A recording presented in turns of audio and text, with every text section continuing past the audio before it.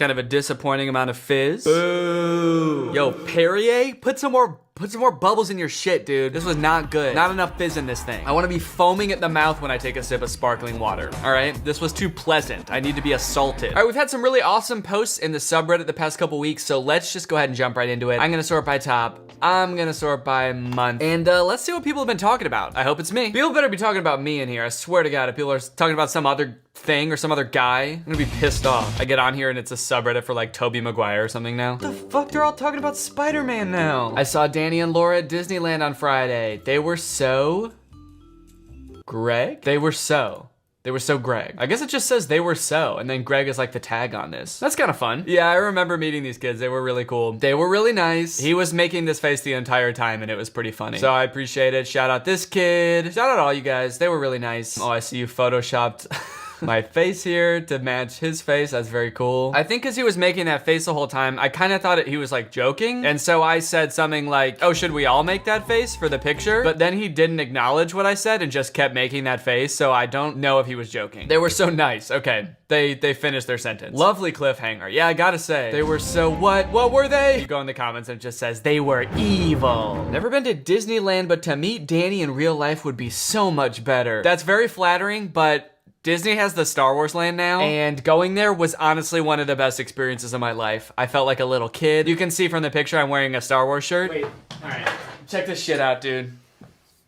I built a lightsaber, so think you spoke a little bit too soon when you said that, because you probably didn't know they had the Star Wars land. Someone said what was happening in the second photo because they photoshopped my face. Yo, what the fuck happened? Did his face really look like that? My face is like a totally different color than the rest of my body. Suddenly my sunglasses are gone and then they're back in the next picture. That would be mad impressive if I could do that on the fly, dude. Just all of a sudden, and then back to normal. Sunglasses off and then back on again. His face is purple and then it's back to normal. Where is Laura? Someone said. You can't see her? She's in Danny's right hand. Okay, I'm holding like a cup of Coke in my right hand. Nah, yeah, I was carrying her around in that cup because she got tired, you know? She's really small. Just renamed my gecko Grego. Oh, shit, dude. Is this the same gecko as last time? I mean, I assume it is. I don't know how many people own a gecko that looks like that, but let's see. I'm gonna go to this person's profile. Is this the same gecko? Wait, maybe it's not. Is it not the same gecko? Because really, I wanted the other person to name their gecko Grego. I don't know who the fuck that gecko is. That's a new gecko. Okay, now I gotta go back to the last subreddit video and check to be sure. Okay, come on, where was that shit? Bro, where was the gecko? Grego. Oh, there it is, okay. Groovy Island is the original poster of the original gecko, and this is Beetroot Squash. Dude, this is a different gecko.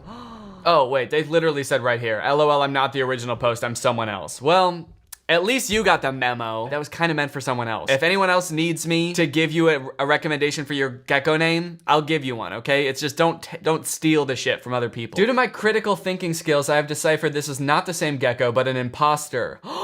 I've been meaning to say this. I think that ever since in the last video when I asked to get a little bit more critical thinking in the subreddit, we've been getting some really great posts and some really great comments. So you guys have been killing it with the critical thinking. This person was able to spot the imposter real lickety split. I mean, it's a cute gecko, don't get me wrong, but that is not the gecko that I knew. POV, Danny doesn't have a top comment on a post. Yeah, this is me. I sort of get pissed off and I destroy my computer from the 1980s when I quit my job. This is actually what my like office looks like from the other angle. If you were to look at it from like over here, I'm actually just in a cubicle. I have this background sort of printed out on the cubicle wall behind me. I just work in an office. I work at youtube.com headquarters. So yeah, this is where all the YouTubers work. We just work at YouTube, and this is sort of our desk job. And I do wear like a short sleeve button down and a tie, and I just edit on like cool clothes.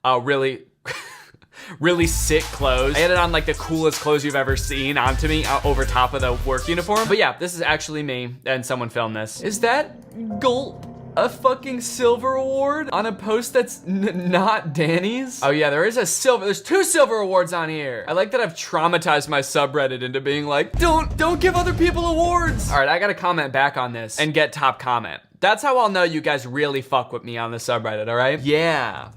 Ha ha ha. That would be a shame if that happened. You guys have about 3 minutes to make this top comment, all right? Otherwise, you will be sorry, and this will be all of your heads. Spotted a Greg listening to Slime at the airport. Oh. Do you think this is staged? Do you think they know this person? Because like, I mean, as much as I appreciate the the support, they're just kind of like staring at their Spotify. Like they're just like looking at the song, like listening to it. Yeah, sometimes I just need to like keep staring at Spotify while I'm listening to it on my phone to remind myself what song I'm listening to. Okay, this is slime. This is slime. I like this. This is slime. Oh, what the fuck am I listening to? What is this? Oh, hell yeah. Slime.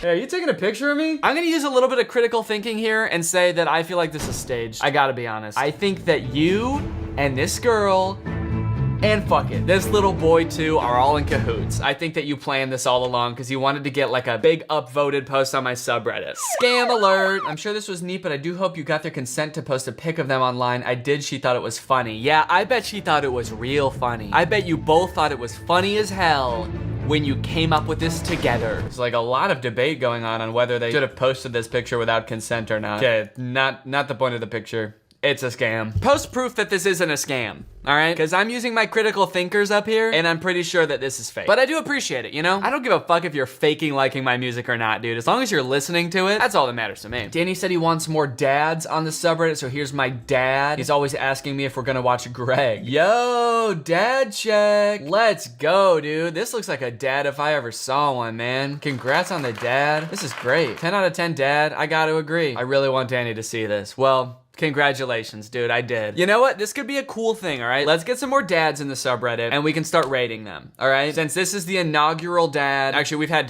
a dad in the past, I believe. So both inaugural dads get 10s out of 10 from me. This looks like a great dad. The only thing that I might consider taking off points for here, if you're watching this, dad, you dad, not my dad, this dad, is cable management. You gotta fix these cables, dude. This setup is not clean. It is not crisp. It is honestly making me anxious how many cables are hanging from here. I get it, dude. You're raising some kids, you know, you got a great one here. You've got Greg Gonzalez, which is very similar to my username. Danny Greg Gonzalez. Feeling a little bit of stolen valor there, especially with all of these rewards on the post. That's kind of fucked up. Look, I get it, dude. You got things to do. They make kits that help you do it and run cables through the wall. So if you are considering posting on here again, please get that done before you do. Because Greg Gonzalez, if you post your dad on here again and this isn't taken care of, I'm going to have to take off points for that. But as of right now, I'm willing to let it slide. 10 out of 10 dad. Cute dad. How long have you had him? About a year now. So he's house trained. Patience is key. Doesn't look very house trained to me, dude. Those fucking cables are everywhere. All right. I'm sorry. Sorry. It doesn't seem like he's trained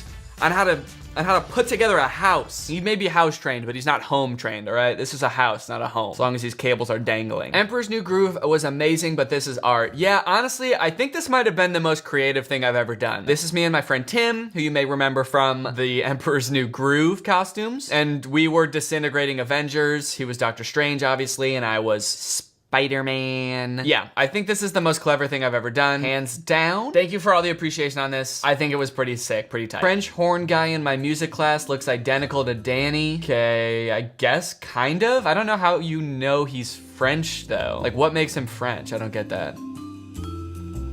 Oh well. Oh shit. It looks like we might have a secret code to solve, guys, in the subreddit here. Uh-oh. Nothing to see here. And it's there's some binary code on here. Is there like a feature in Unmax that I can just copy this text somehow? I don't want to type all this shit in, dude. That's too much thinking and it's too critical. Because I know I can do... What'd I just do? What did that button? Disconnect from Danny's iPhone. Connect to Danny. Wait. What just happened? Oh, shit. Okay. I sent it to my phone. Binary translator. Okay. There we go. Oh, shit. Guys, look, I pasted it in and it's a YouTube link. Guys, we are going to crack the code right here and right now. Let's see what this shit is. Can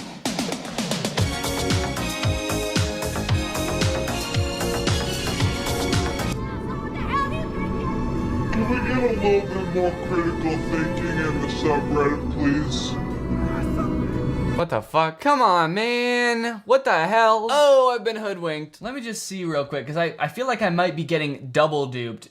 Is there another secret code in here somewhere? Me being hopeful that I can redeem myself? Yeah, there's gotta be something I'm missing here. There's no way they just rickroll me to fuck with me. There's gotta be some kind of like compliment in here. Danny, really nice job or something in binary. Okay, nope, I'm not seeing anything. Did anybody else type it in? Let's see. Really cool picture. I'm glad there's no secret message. Can't wait for Danny to decode this one. Okay, someone typed out what they think I'll say when I look at this. What? I'm not doing this again, dude. You're parking me. Probably meant pranking. Playing some little pranky pranks and I'm not falling for it. Long pause. Fine. Okay, I didn't say any of that shit. Especially not the pranky pranks thing. At least I don't think I did. Can we get a quick Can we get a replay? Did I say any of that shit? What did I say when I first saw this? Oh shit. It looks like we might have a secret code to solve, guys, in the subreddit here. Yo! Okay, we got some fan art in the subreddit. Now this is pretty cool. Oh, do they? You got other fan art in the background too? You got some Anus Unis or whatever? Is that what that channel was called? Anus Uranus? Yeah, I'm pretty sure it was. Yo, this is really good. I look freaking sweet in that. I love the colors. That's amazing. Oh, Unis Anus. Unis Anus. Uno Butthole. Props to you, dude. This is awesome. For this post,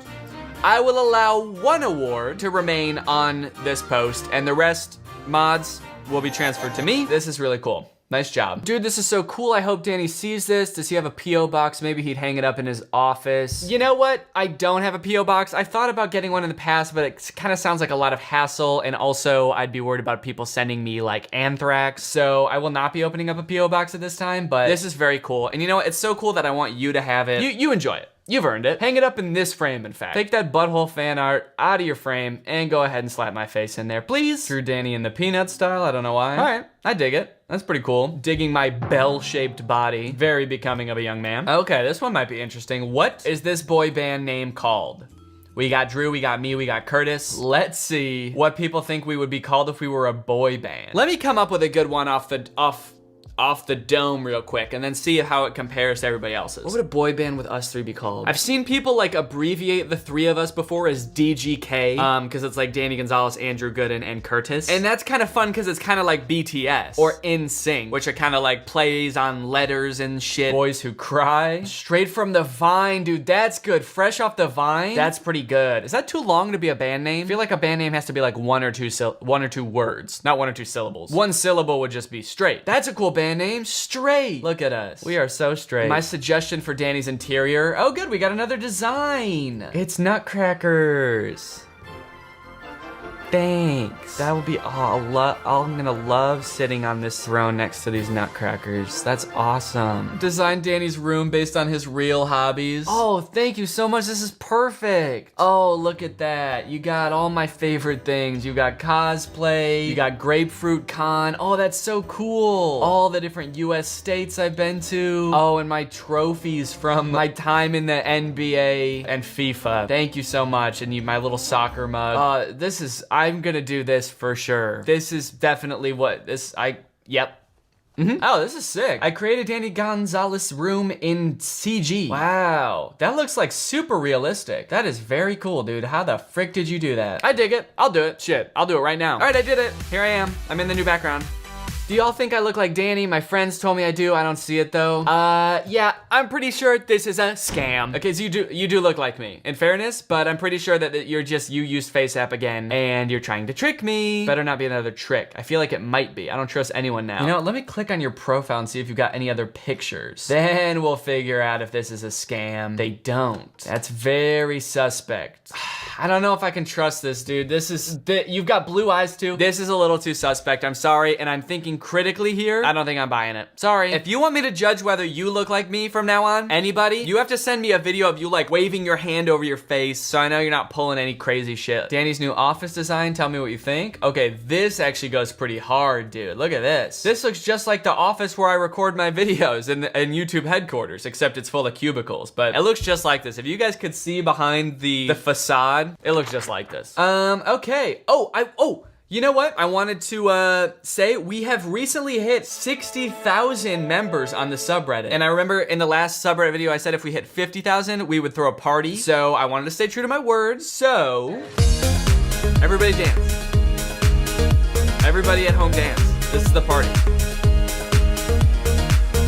All right, thanks for coming to the party, guys. That was really fun. I'm a man of my word. I keep my promises. Oh shit, okay. Cleaned up Danny's office and now it's banging. Another person recreated it in CG. This is like a 3D model of my room. And there's a bang can in the corner. Yeah, that's how you know this shit's gonna be epic. All right, let's check it out.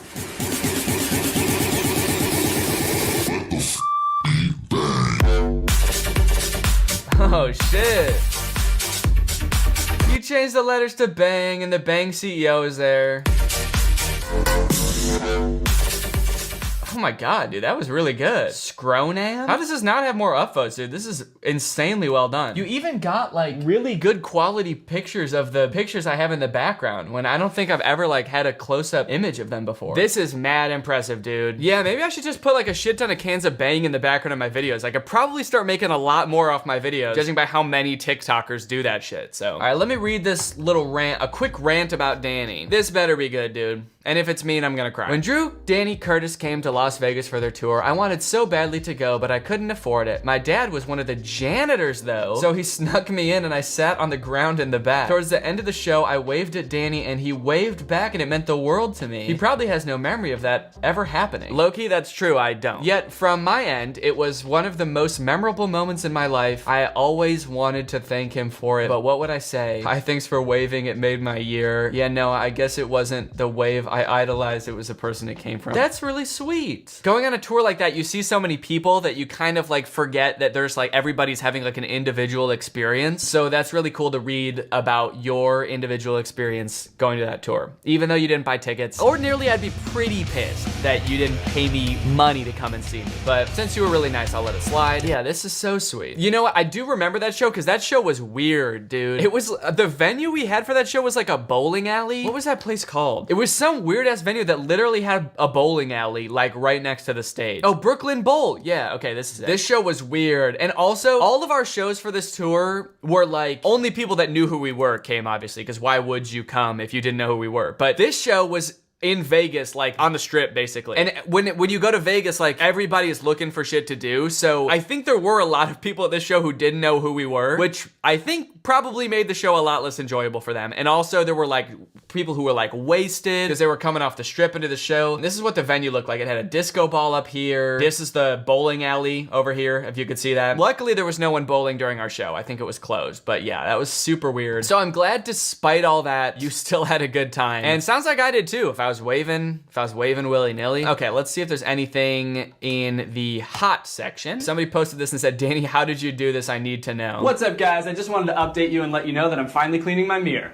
Have a great day. Yeah, I remember doing this. I think I just used like Windex or something like that. It wasn't that hard. There's just some little like toothpaste and stuff on the mirror. So yeah, toothpaste, paper towel is really all you should need, and you can clean pretty much any mirror with that stuff. You think I'm gonna tell you how I did this cool little special effects magic? Try critically thinking for yourself. How about that? Okay, let's see if anybody can guess what I did. What the hell? That's really confusing and Danny must answer this question. It must be a tiny little camera from the Wish video. He must have glued it to his shirt. Pretty good quality for a microscopic camera. Then someone else said, no, look at the hand on the left. Its movement isn't the same as Danny's hand in the mirror. So I think it's just a hole in the wall without a mirror and someone else is filming it. Yeah, no, dude, I did not cut a hole in my apartment to film this TikTok and like construct a bathroom set. I think you may be thinking a little bit too critically. Yeah, nobody's gotten it so far. All right, well, I think that might be about it. So thank you everybody who watched this video for watching this video. I hope you have a great week. I'll see you again soon with some new content. I'm still on that grind. I'm still posting as often as I can. So stay tuned. Thank you to everybody who submitted to the subreddit. Everybody make sure you go over there and join the subreddit and post some good stuff. I'm talking dads. I'm talking puzzles. I'm talking critical thinking. I'm talking maybe other funny little gems and memes. Can't wait to see it. Thank you guys for submitting, and I'll see you next time. Bye-bye. Hello everyone, and welcome back to my second channel. This is my second channel. It is not my main channel. And if you're new here, this is where I like to get a little bit goofier, a little bit wackier, a little bit sillier, and I also like to drink LaCroix, which is why I have a lemon LaCroix right here. All right, hell yeah. So you may have noticed I'm not in the room that I'm usually recording my second channel videos in, and that is because today what we're going to be doing on my second channel is addressing the absolute horrid state of this room. This room is in disarray, and I need to fix it before it drives me and everyone else insane. There's a lot of issues with this room, but the one that is really driving me crazy, and I'm getting so many comments about, is the absolute mess back here. The Greg letters are on the floor. I got paintings over here. It looks like there was an earthquake. I live in Illinois. There was no earthquake. And this is all because this shelf fell off the wall. That was really the inciting incident to all this, and I have just not fixed it yet because I don't even know how it fell off the wall. I'll explain all of this. So I've been meaning to rearrange this room for a while now because I don't even like this angle that I film at. I want to switch it around and I want to redecorate it and I want to fix all that shit. So I thought it would be fun to document the experience because I never really show any other angles of this room. So it might be kind of interesting for you to see like what my setup really looks like and how I film my videos, and it might give you some good insight, and it'll just be a fun behind the scenes thing. Okay, first let me just give you like a 360 of the entire room so you can see where everything is, because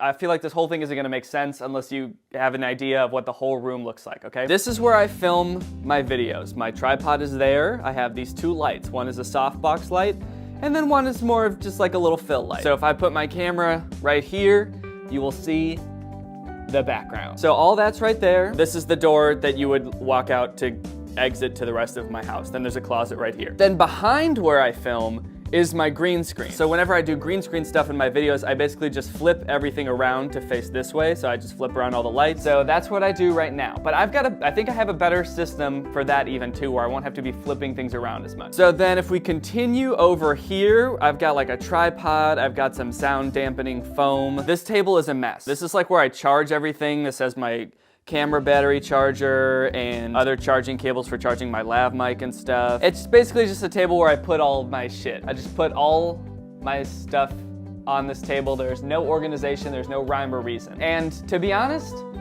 I don't really think I'm gonna fix this in this video. I think it's pretty much gonna stay like this. Then there's a window here, then here's the background of the videos, then there's this little nook. There's just a little nook in the room, which I think is really dope. Like if this were any other type of room, this could be like a little reading nook or something. But it has also led to a lot of confusion in my videos because with this behind me, it kind of just looks like a hallway. Like a lot of people have said that my videos look like they're filmed in a hallway. And then this is the closet, which I've actually turned into a recording studio. It's not a closet now, baby, it's a booth. So this is where I have recorded all of my songs since moving into this house. And it's actually been really great. The sound in here is really good. I've put like foam everywhere and these furniture blankets, like multiple layers of them. So the sound is really nice in there. I will not be changing anything in there. Oh, also, I just want to give you a full idea of the total disaster that's going on over here. So the reason everything is like this is because this shelf that was on the wall fell. If I take off these pictures, you will see the damage that also, by the way, I love these pictures. People gave these to me on tour. They were hand painted and they're really awesome. So thank you to whoever gave me these pictures. The damage done by the shelf falling was severe, to say the least. Here you can see there's still screws in the wall from where the shelf was hanging. These holes actually have nothing to do with the shelf falling. This is actually where I tried to put the screws in at first when I was hanging the shelf, and I fucked it up and had to pull them out of the wall. So each side has a screw and a hole. But I'm so confused about how the shelf fell because the screw, it just attached to these screws. It kind of just hooks on.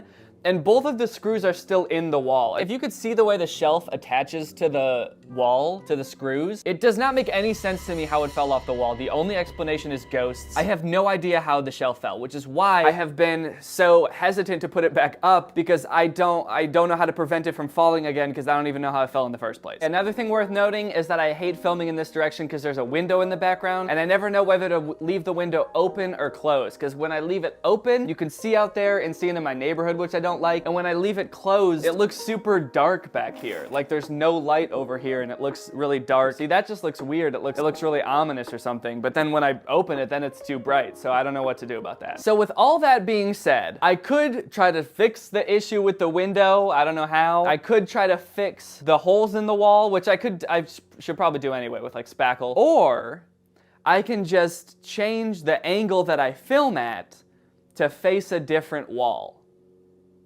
which is what I'm going to do. So right now I'm filming this way. My plan is to move this desk over to this wall with this window, and then my camera will go like here, and it will face this way towards that wall. I think the reason I picked this setup at first is because I knew I was gonna put my green screen here because it's so big and it wouldn't fit anywhere else. So I was like, okay, well then really the only other way I can film is this way, because any other way you would see my green screen. But I feel like if I'm filming like that, then you can't see the green screen. So it's fine. Or maybe you can a little, but honestly, I don't even really care if you can see the green screen. Everybody knows I use a green screen. What, did you think I was really there? in the videos where I'm at a school or wherever else I am. Oh, you thought I was really there, huh? Well, I bet now you feel like a dunce, don't ya?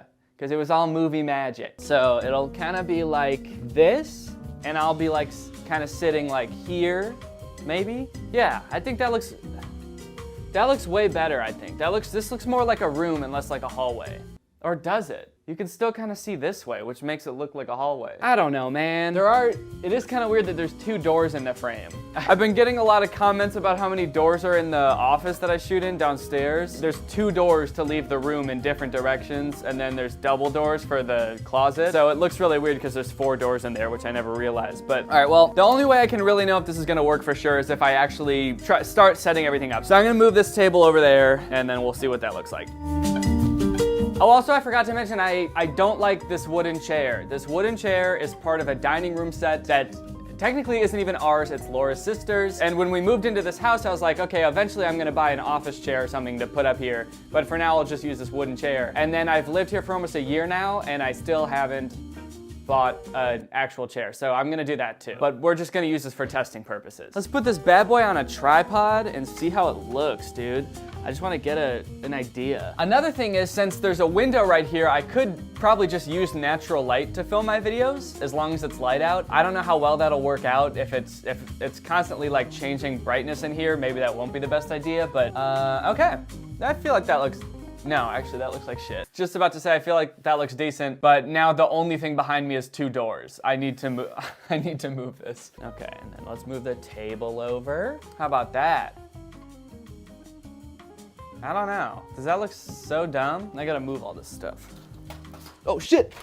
There's actually a huge dent in the wall right here because a light fell and dented the wall. So I should probably be more careful with these. So let's take this off the wall. I don't know, the door situation is still kind of bugging me. I feel like it almost looks like I'm even more in a hallway now because there's multiple doors. It's like you're walking down a hallway and there's like door after door. That just looks weird. Okay, what if I just like zoom in so far that you can't even see the second door?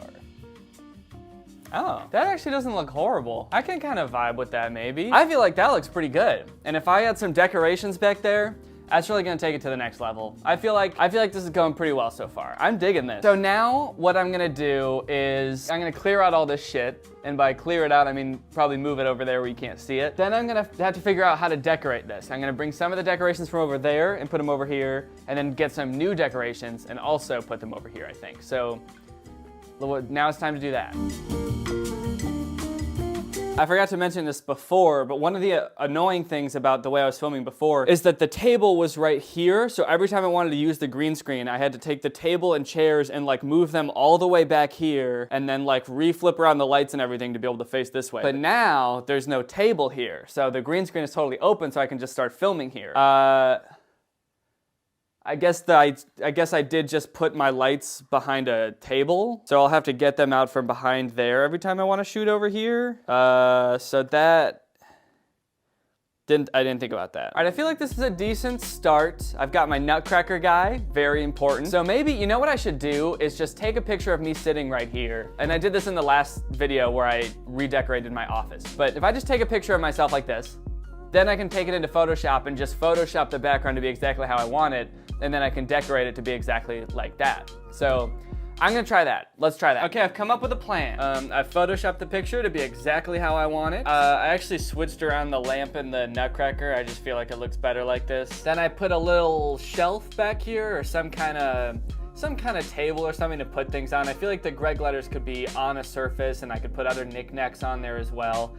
I feel like that looked nice. And then over here, I can have this poster or maybe, you know, switch it out occasionally if I've got another poster I want to use. I also feel like maybe I could have something right here, but I don't know what could go there yet. All in all, I feel like this Photoshopping thing was a little bit unnecessary. The only thing I really added was a shelf, so I don't really know why I did this. But I do think it looks nice, so there's that. I mean, I feel like this helped me realize that what I was thinking does look nice. I got a shelf.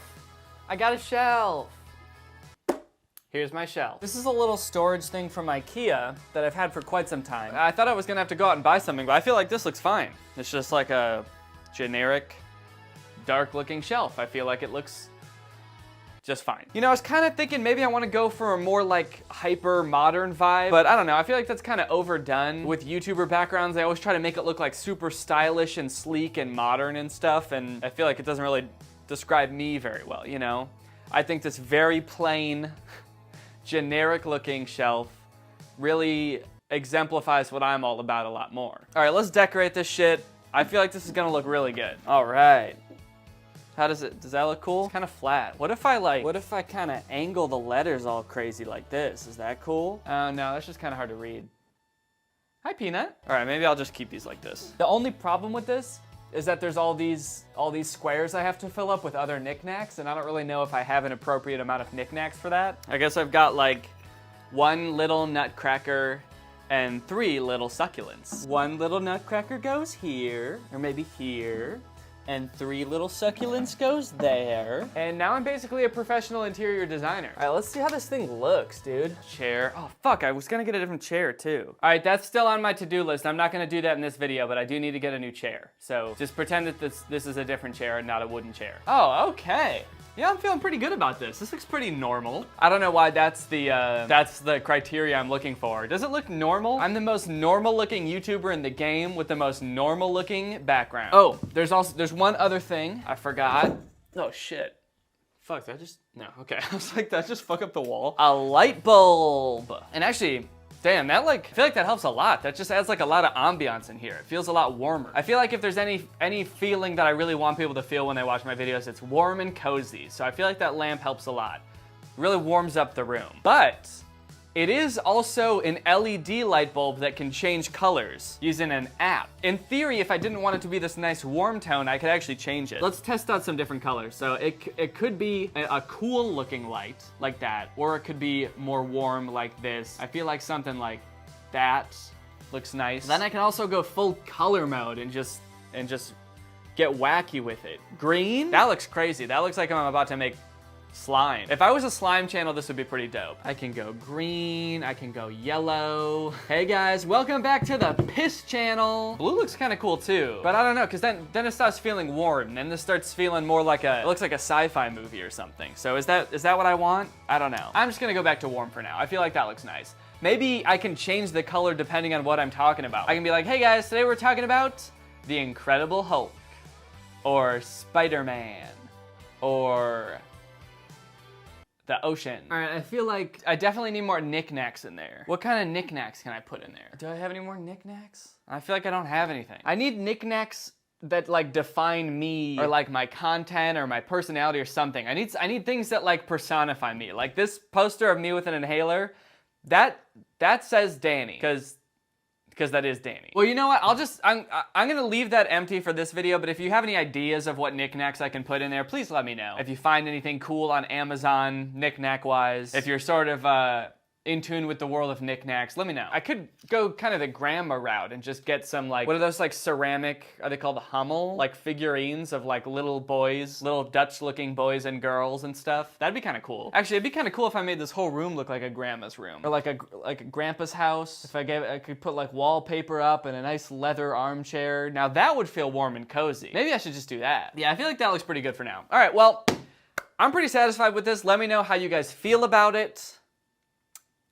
And yeah, that's that. All right, this video has been brought to you by Ridge Wallet. If you don't know, Ridge Wallet is a company that makes really cool wallets and other accessories. Their wallets are super sleek, they're light, they're durable, industrial looking. I think they look really cool. They don't fold, they don't bulge in your pocket, so you don't have this weird looking lump in your back or front pocket. And it will change your whole pocket situation if you use one of these. They're great. Most wallets that people buy, even to this day, were like designed in the 90s. They've got like 3 folds. They're super bulky. They're meant to hold like everything that you could possibly need, and then like also 10 other cards that you'll never use. But the Ridge Wallet will keep you nice and minimal. It was actually designed to fit well in your front pocket. Here's my Ridge Wallet. They come in a variety of different materials. They come in metal, they come in carbon fiber. This one is called forged carbon. I think it's a really cool like texture, very neat, very unique looking, but they're all pretty industrial looking. They come in 30 colors and materials, all of them super durable. In fact, they all have a lifetime warranty. So if you buy one of these, you could carry it for your entire life. But don't just take my word for it, because they have 30,000 5-star reviews, and the Ridge team is so confident that you'll like your Ridge Wallet that they will let you have one for 45 days to test, and you can send it back for a full refund if you don't love it. Along with wallets, they also have a couple other cool accessories. They've got wallet phone cases. I just got one for my dad. They also have this, which is a bottle opener that is super strong and can fit in your wallet, so you'll never be without a bottle opener. So if you're interested in copping one of these bad boys, then get 10% off today, plus free shipping worldwide and free returns by going to ridge.com/DannyG. That's ridge.com/DannyG and use code DannyG. The link will be in the description. Thank you to Ridge for sponsoring this video and for sending me this wallet. It is very cool. And thank you to you guys for checking out Ridge. I highly recommend them. They're very quality wallets, and when you check out my sponsors, it helps me get more in the future, so much appreciated. All right, well, bye. What's up, Greg? Today we are going to be talking about the Brent Rivera controversy. Our boy has found himself in the midst of a pretty big scandal as of late, and I would like to talk about it. Most of this stuff did happen like 2 weeks ago.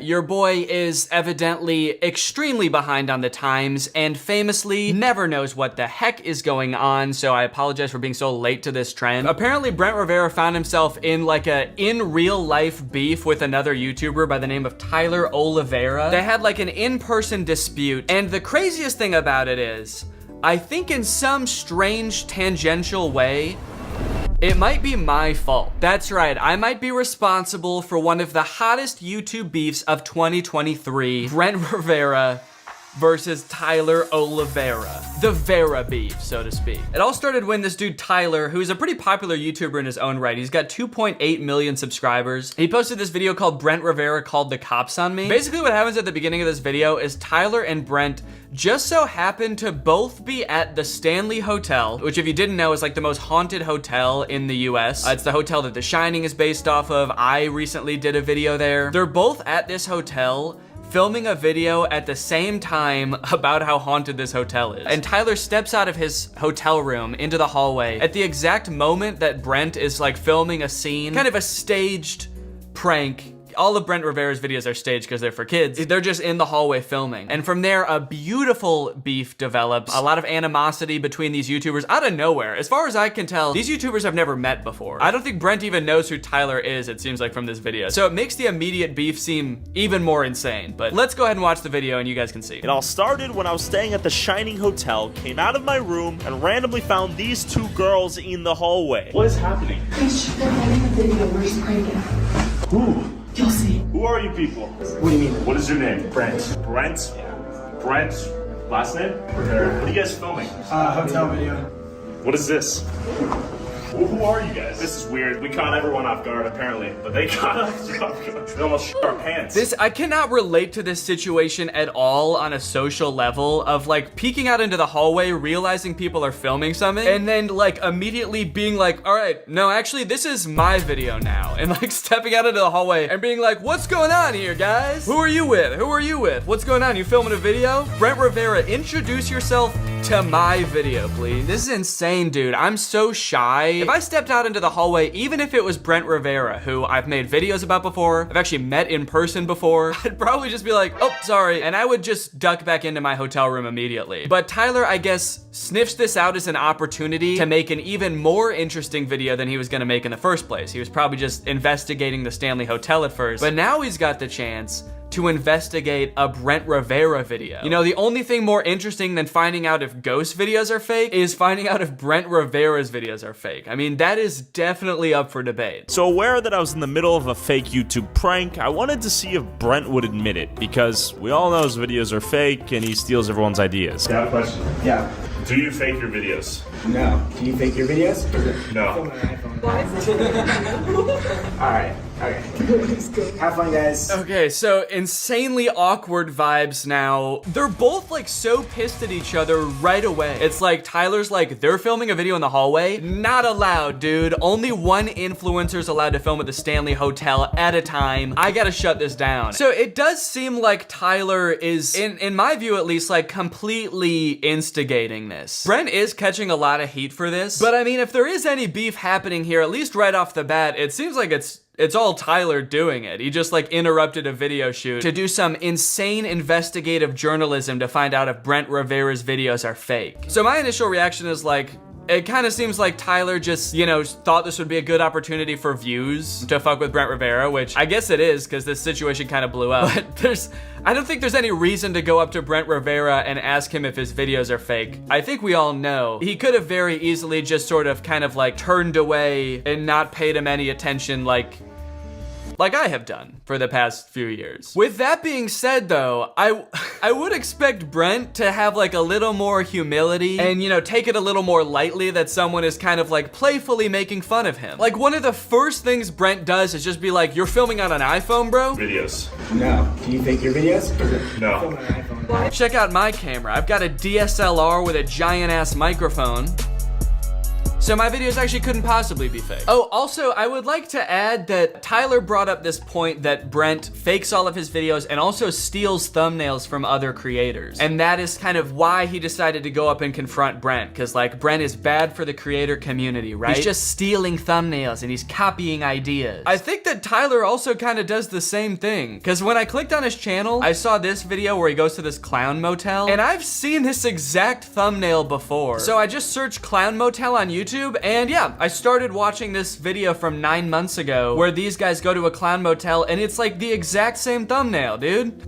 You also copy thumbnails. Now, to be fair though, and here's where things get a little bit deeper, Brent Rivera also copied this thumbnail 7 months ago. So is Tyler copying the original thumbnail, or is he copying Brent's thumbnail to get back at him for copying other people's thumbnails? I don't know, but it does seem pretty convenient that he just so happened to be copying a thumbnail from videos that got 17 million, 11 million, 15 million views. Anyway, that interaction kind of breaks up. Tyler goes back to his room, Brent continues filming their video until Tyler goes to do the Stanley Hotel ghost tour, which he had scheduled for a specific time. So he goes downstairs, and when he gets there, Brent is now filming down in that hallway. And this is where things heat up even more. So we go downstairs, only to find, oh God, Brent Rivera's right there. Hey, go have fun with your 100 subscribers, bud. Okay, if you were Brent Rivera, wouldn't you also think it's kind of funny, the videos you make? Wouldn't you also be like, yeah, no, I do get it. Like, I do make weird videos and they are all fake and, you know, it is a lot of clickbait and it's for kids. I'm acting goofy in my videos. I get it. For whatever reason, that's what I assumed like he would be like in real life. But Brent, like immediately, the second he sees this Tyler dude again, out of the corner of his eye, he gets down there, stands there for 1 second, and Brent just, Hey, go have fun with your 100 subscribers. Go have fun with your 100 subscribers? That's the most insane insult in the world, especially for someone who makes like the weirdest content on the internet, to be like, sorry you're not ballin' like me, dude. Sorry you weren't shirtless every day on Vine like me to get where I'm at right now. Busting your sister's legs open on the escalator at the mall to get where I'm at. Feels like he thinks his content is like high art, and anyone who dare interrupt his creative process or poke fun at it in any way is just a hater. A poor, no subscriber hater. This dude has 3 million subscribers too, by the way. I wonder how Brent felt when he found that out, when he was like, oh shit, this dude is actually is really popular. You don't have a directional mic on my camera? And then his girlfriend starts making fun of his camera. Bunch of camera snobs on the Brent Rivera crew. Filming on an iPhone and you don't have a directional mic, dude? What the fuck is wrong with you? Your videos must be fake. Do you think Brent Rivera doesn't know his videos are fake? Like he goes through the process of hiring actors and scripting out the whole thing, but somehow he got it in his head that if he films it on a DSLR, then that makes it all real. So the whole time he's filming, he's like, I don't know how the fuck all this crazy shit is happening, but I mean, we got it on tape on the Sony, so it must be real, right? And then he sees like footage of tragic events taken on iPhones, and he's like, that's crazy. That looks really real, but it's not. It's not, man. That shit didn't happen. Hey, we're filming our thing. You film yours. Okay? Yeah. Let's not be. Okay, that's reasonable. Let's not be disrespectful. Okay. I don't appreciate the disrespect. Respect my content, dude. Respect. What is the most recent video Brent Rivera made? Let's not be disrespectful, dude, all right? I did make Extreme Hot vs. Cold Challenge after all, okay? I did make This Girl Is So Strong No One Can Beat Her. Please do not be disrespectful to the greatest artist of our generation. Tyler, Brent gets so stern here, dude. I've never seen him like this before. I don't appreciate the disrespect. It's just crazy because it's like Tyler is, at least at first, he did instigate it, and he did start filming them when he came down the second time. So, you know, he's being kind of a jerk, but it doesn't seem like that crazy. Like, he's not doing anything that crazy. He's not like throwing shit at them or anything. He's just kind of like making a few jokes. And I feel like if Brent had just kind of lightheartedly brushed it off and been like, ha, that's funny, man. Yeah, they are fake, but you know, it's for kids. Then Tyler would have been like, all right, and then gone and filmed his own video. But instead, Tyler's like, hey, Brent, do you fake your videos? And Tyler's like, shut the fuck up with your 100 subscribers and your poor person camera. Get the fuck out of my hotel. Okay, so long story short, he runs into them again because they're all staying on the same floor. Speaking from personal experience, I pretty much all of the haunted rooms at the Stanley are on the 4th floor, so they're probably all staying on the 4th floor in pretty close proximity to each other, so of course they cross paths again. Brent tells Tyler that security is coming and they're gonna call the cops or something and get them kicked out. What do you mean? I'm sorry, they're gonna come and get you guys. They're gonna kick you out. Brent is now filming on his phone, so I guess we can't trust anything that comes from that footage. Listen, this is our personal space and you're recording. This is our personal space. This hotel room is our personal space, all right? As they have the door open for him to see into. Don't look in here. This is our personal space. Get out of here, man. This whole hotel is our personal space. Eventually, security comes. They tell Tyler that if he doesn't stop, they're gonna call the police, and then eventually they call the police, and Tyler gets kicked out. So this was kind of a whole buzz on social media for a while. Tyler actually posted a clip of this on TikTok, and it got 3 million likes. It was just like a 1-minute synopsis of everything that happened. Okay, and I was about to talk about a comment that Brent left on this TikTok, but it is gone now. It was literally there this morning, so I don't know if he deleted it or if it's just not showing it for some reason. That's so weird, because this TikTok is from January 24th, and for some reason Brent just deleted it, or maybe Tyler deleted it? Well, it was just Brent telling Tyler to be respectful. Anyway, so both of them have made response videos since then. Brent made a response video to Tyler's TikTok. We recently saw a viral video of 2 YouTubers arguing in a hotel hallway. Well, one of those YouTubers was me. Well, one of those YouTubers was me, and the other one was an irrelevant nobody with less than 100 subscribers. So you should believe everything that I say. So right when I was about to pull a prank on my friends in a hotel, this guy came up to me yelling and accused me of faking the prank. So far it's like half true, because he was not yelling. This guy came up to me yelling. He did not come out of the hallway like screaming. But he did basically accuse you of faking your videos, and to be fair, your videos are fake, so. And I'm not saying all my pranks are real, but this one was. We were just minding our own business. This one was? What does that mean? Guys, all my videos are fake, but this one was real. I was finally turning a new leaf and he ruined it. Those 2 girls were ghosts. I was about to catch 2 real ghosts on camera for the first time in human history, and this broke asshole ruined it. At a certain point, it bubbled up so much that I did what he wanted. I stooped down to his level and I said something that I should not have said. Go have fun with your 100 subscribers, man. You know, all things considered, if Brent's bubbling up and finally having a meltdown and snapping is just saying, go have fun with your 100 subscribers, man. I mean, honestly, he handled it pretty well then. If that was really him snapping, that was a pretty calm snap. To be fair, that was like the second time he saw Tyler, so it is kind of crazy that it only took that amount of time for him to completely lose control. You see a guy twice and you just like black out and go into a fit of rage. I blacked out and called this guy poor and broke and irrelevant. I don't know what happened. I support you, Brent. Whatever you said, he deserved it for real. You could have said anything to him. You could have said the most heinous shit imaginable, and I would have still supported you.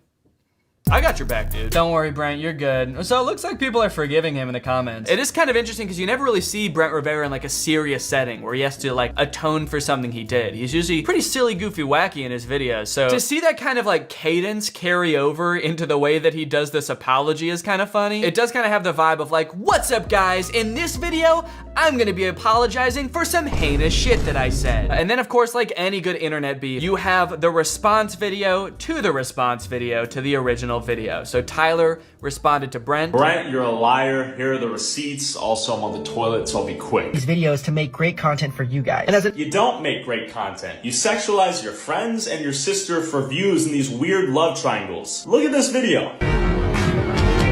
That's crazy, dude. Brent's like, look guys, I'm sorry about the way I acted. Like, I obviously shouldn't have said that. And he does skirt a lot of the blame, don't get me wrong. It was not a perfect apology. It was not even a great apology. But Tyler's like, oh yeah, well you wanna fuck your sister. Another day, another Brent Rivera L. You ate and left no crumbs. It's sad to see his comments full of his fangirls supporting him, seeing everything. The comments on these make it sound like this is like a real extreme situation that like one of them really fucked up. They just had like a bit of a spat in a hotel lobby. It's not even that crazy. It's just kind of funny. But I just love the comments being like, don't worry, dude, I believe you. Your fans got your back, man. No matter how bad it gets, in the darkest of times, we'll always be there for you. It's like he was just filming a fake prank, dude. Calm down. Like I said at the beginning of the video, there is a part of my brain that can't help but feel like this might be, in a roundabout way, my fault. Brent Rivera is known for copying titles and thumbnails, right? He's known for copying video ideas. Tyler Oliveira has at least copied one thumbnail. And I'm not saying this to brag or anything, but the video that I made about the Stanley Hotel did way better than any of my usual videos. It has like 9 million views. I actually went to YouTube on in an incognito tab one time, not logged into YouTube at all. And like next to a bunch of Mr. Beast videos and stuff, my Stanley Hotel was getting recommended to people. So I don't think it's that crazy to wonder if maybe one of them was inspired by my Stanley Hotel video and wanted to make a similar video, and so they ended up being there at the same time as one another. And if that's true, first off, I would like to apologize to the staff of the Stanley Hotel for having to deal with this, man. You guys, I'm sure, deal with the most insane shit all the time. People trying to fake haunted stuff and just people probably try to summon demons in this hotel. And from my experience making the video, the staff at the Stanley Hotel was so nice. And they also did have other stories of YouTubers coming there and like breaking shit and fucking stuff up. So again, I have no idea if they saw my video and took inspiration at all, because their titles and thumbnails for the video aren't copying mine. So, you know, maybe it's all just a coincidence, but you never know. Okay, so quick update. It's the next day after filming the previous portion, and I guess Brent decided that one response wasn't enough. He needed to make sure that he had the absolute last word on the situation. Yesterday, this other commentary channel, Dumpy, posted this video called Brent Rivera Wants to Delete My Channel, where basically he explains that, I guess Dumpy was also covering this whole Brent Rivera controversy. I guess Brent Rivera decided to try to copyright claim Dumpy's video to try to get it like taken off of YouTube. Although Dumpy does say he's not entirely sure it was Brent Rivera, because sometimes you can have like a company working for you that does this without you knowing, if they're going and copyright claiming just people straight up re-uploading your videos, and they, you know, sometimes will flag commentary videos. But to me, it seems like Brent is just trying to avoid all of the negative publicity from this. Which it's like, dude, there wasn't even any to begin with. And then you go and do this, you start trying to like take down videos and give people copyright strikes. You didn't even look that bad, man. I mean, it's like, it was hardly even your fault. The other dude was instigating, and a lot of people were honestly giving you the benefit of the doubt. And now you just look insane. He probably also thought this dude Dumpy had 100 subscribers, so no one would find out if he tried to take down this dude's video too. But he actually has 240,000 subscribers, and I feel like now this is just gonna lead to even more people talking about Brent, because this is like a clear misuse of YouTube's copyright system. In fact, in Dumpy's video, he even says that YouTube like emailed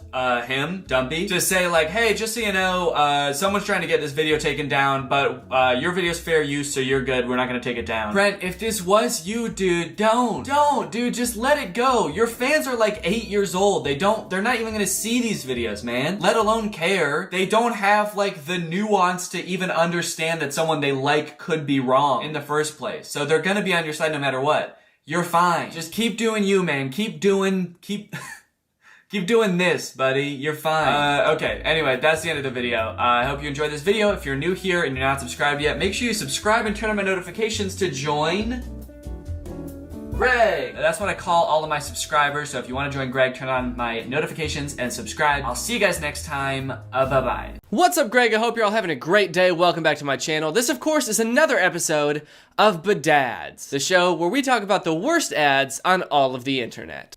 I feel like it always looks so dark back there, and the Nutcracker just looks so creepy in the shadows. Ever since I started filming in this new room, I keep thinking like, oh, before I film my next video, I gotta decorate or something, because it looks like I'm just in it looks like I'm in a hallway or something. There's just nothing in this room. Comment below what I should decorate this with, and then maybe I'll do it. But for now, I'm just gonna fix him. All right, little buddy, this might hurt a bit. Just kidding. Ta-da! Does that look good? There we are then. Okay. Alright, don't do that. Oh yeah, okay. That looks better. Now he's all glowy. Alright guys, here we are back doing another episode of Bedads. I'm sorry if I sound a little congested or a little sick.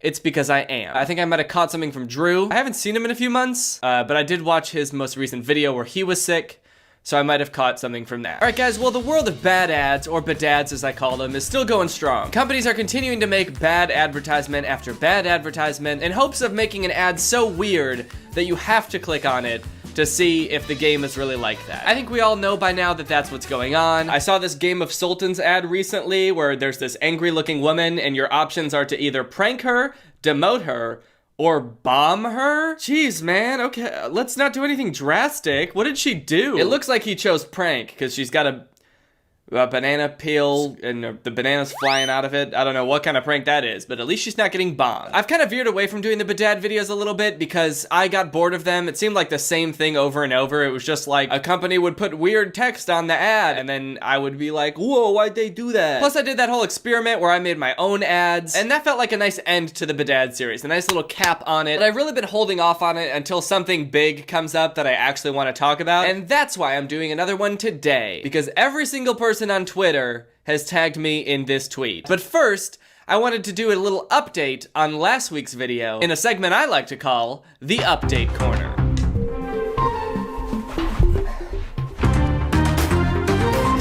Welcome to the Update Corner. It's just a different room, the corner of a different room that I've dedicated to updates. So let's get started. So the first update is that right after I posted that video, a lot of people commented that like most of the acting scenes on Troy Becker's account, all of the, you know, the clips of him doing like short film acting are just word for word ripoffs of scenes from other movies and TV shows. Like this one where he's in the Letterman jacket and he's talking to the girl. It's a direct copy of a scene from 13 Reasons Why. You're a dryer now. This one, he's talking to a guy who's on the computer, a nerdy looking guy. It's an exact copy of that Noah Centineo movie, A Perfect Date. I'm kneeling and it's hurting my knees, so I'm gonna put a pillow under my knees. But hey, that's just part of the update corner. And I know some acting classes do this for practice to like get you comfortable in front of a camera, give you a scene that you're already familiar with. But Paul Zimmer, when he posts these, he tries to pass it off as like an original thing that he's in. This one he captioned, "Very blessed to be a part of this short film." Ah yes, the critically acclaimed short film,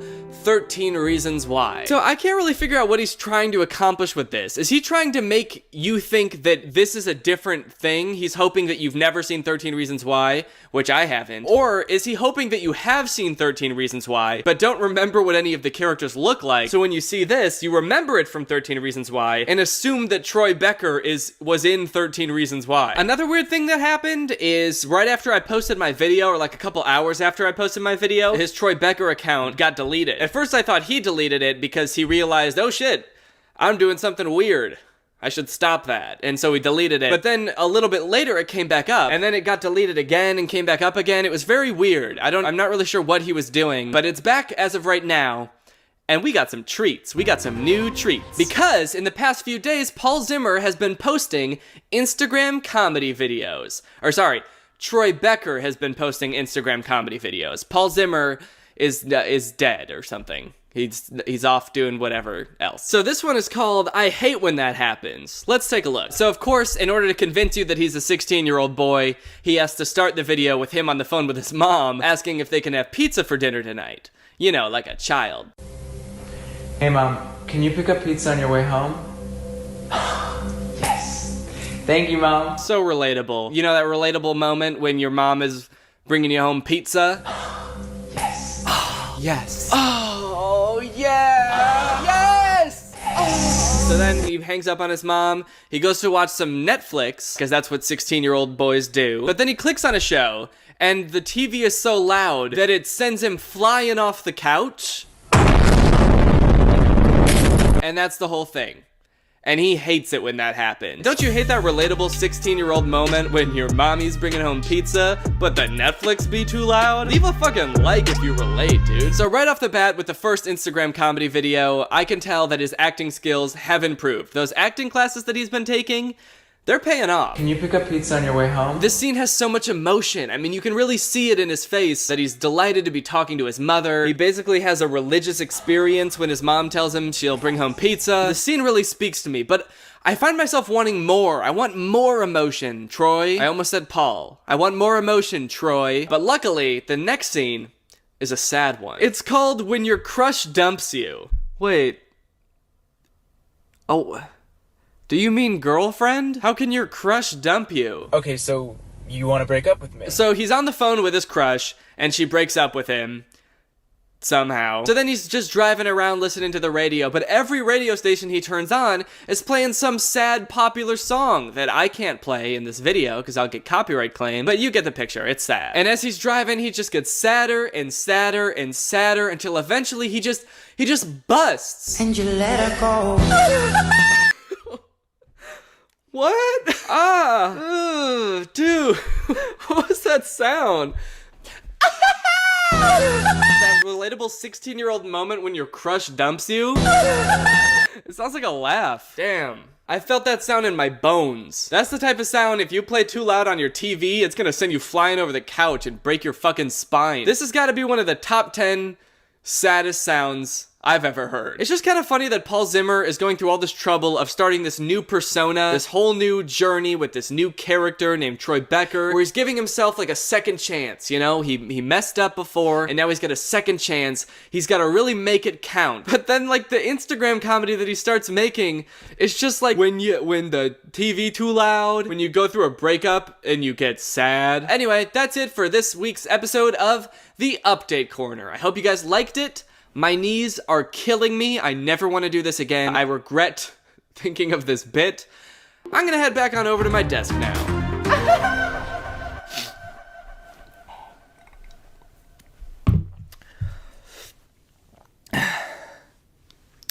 Okay. Alright, so here's the tweet everyone's been sending me. It's by this girl named Macy. If you are one of the people who's tagged me in this video, why? Why you gotta do that? I get that you were probably upset when you saw it, but why do you gotta do me like that? I didn't want, you think I wanna see this? But now I have seen it, and so if I have to see it, then everyone else has to see it too. So here it is. So at the start of the video, this lady's doing laundry. She's trying to get as much stuff in the machine as she can, but she can't quite get the machine to close. So she gets on top and she sits on it so that she can really pack it in. But then she turns on the washing machine and... well, I'm a little embarrassed to say, but something happens, that's for sure. Something definitely happens while she's on that washing machine. And whatever happened, she really enjoyed it. So the next day, she goes to a laundromat with her friends, and they pull up with like wine and candles, and they all have a merry old romantic time doing their laundry. I mean, what do you want me to say about this? Why did you all tag me in this? Why? Why did you think I wanted to see this? What do you even want me to say about it? What can I say about it that you don't already know? We all already know it's fucking weird. You don't need me to tell you that, I hope. Okay, wait, no, I know what you're probably wondering. You're probably wondering what this has to do with the game, right? You're probably wondering what this game is. Because the ad just ends with all of these women sitting on their laundry machines. So you're probably wondering what that has to do with the game. Well, the short answer is nothing. This video, as far as I can tell, has absolutely nothing to do with the game that it's advertising. The ad ends with the graphic coming up that says Lily's Garden. The game is called Lily's Garden. They didn't even show a garden in the whole dang ad. If you look at the game on the App Store, it just looks like a game where you grow a garden. You just get upgrades and you have a house. I think you can restore your house. You can unlock new friends. As far as I can tell, there's no mention of laundromats or romance. Kind of funny, actually, because she's sitting on a dryer,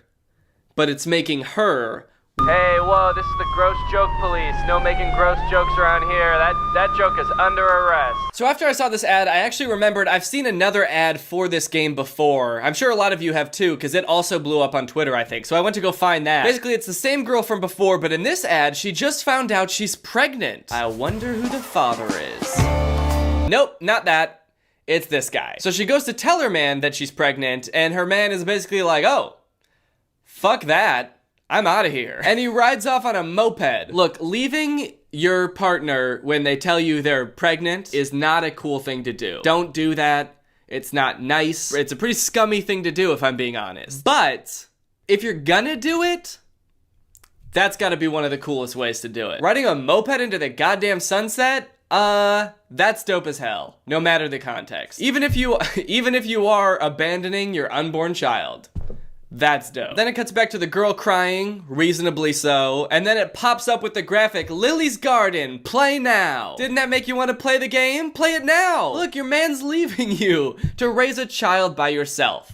Sounds fun, right? The thing is, I remember watching this ad, and the first time, I didn't know who the main character of this game was. I didn't know if it was Lily or the man. So I was like, okay, is this game about raising a child by yourself? Or is it about doing whatever he's about to go do? Because he looks like he's about to go do some cool shit. That's a game I would like to play. No, I'm kidding.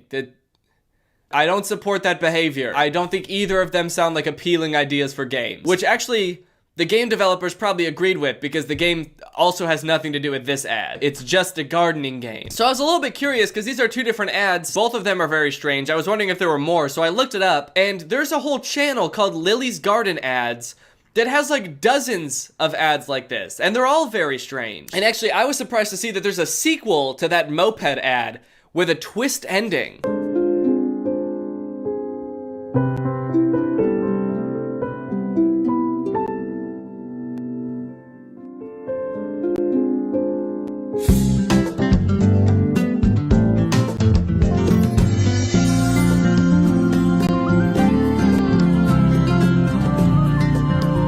Yep, that's right. She was faking it the whole time. She was never even pregnant. She was just faking it because she wanted to get rid of her boyfriend.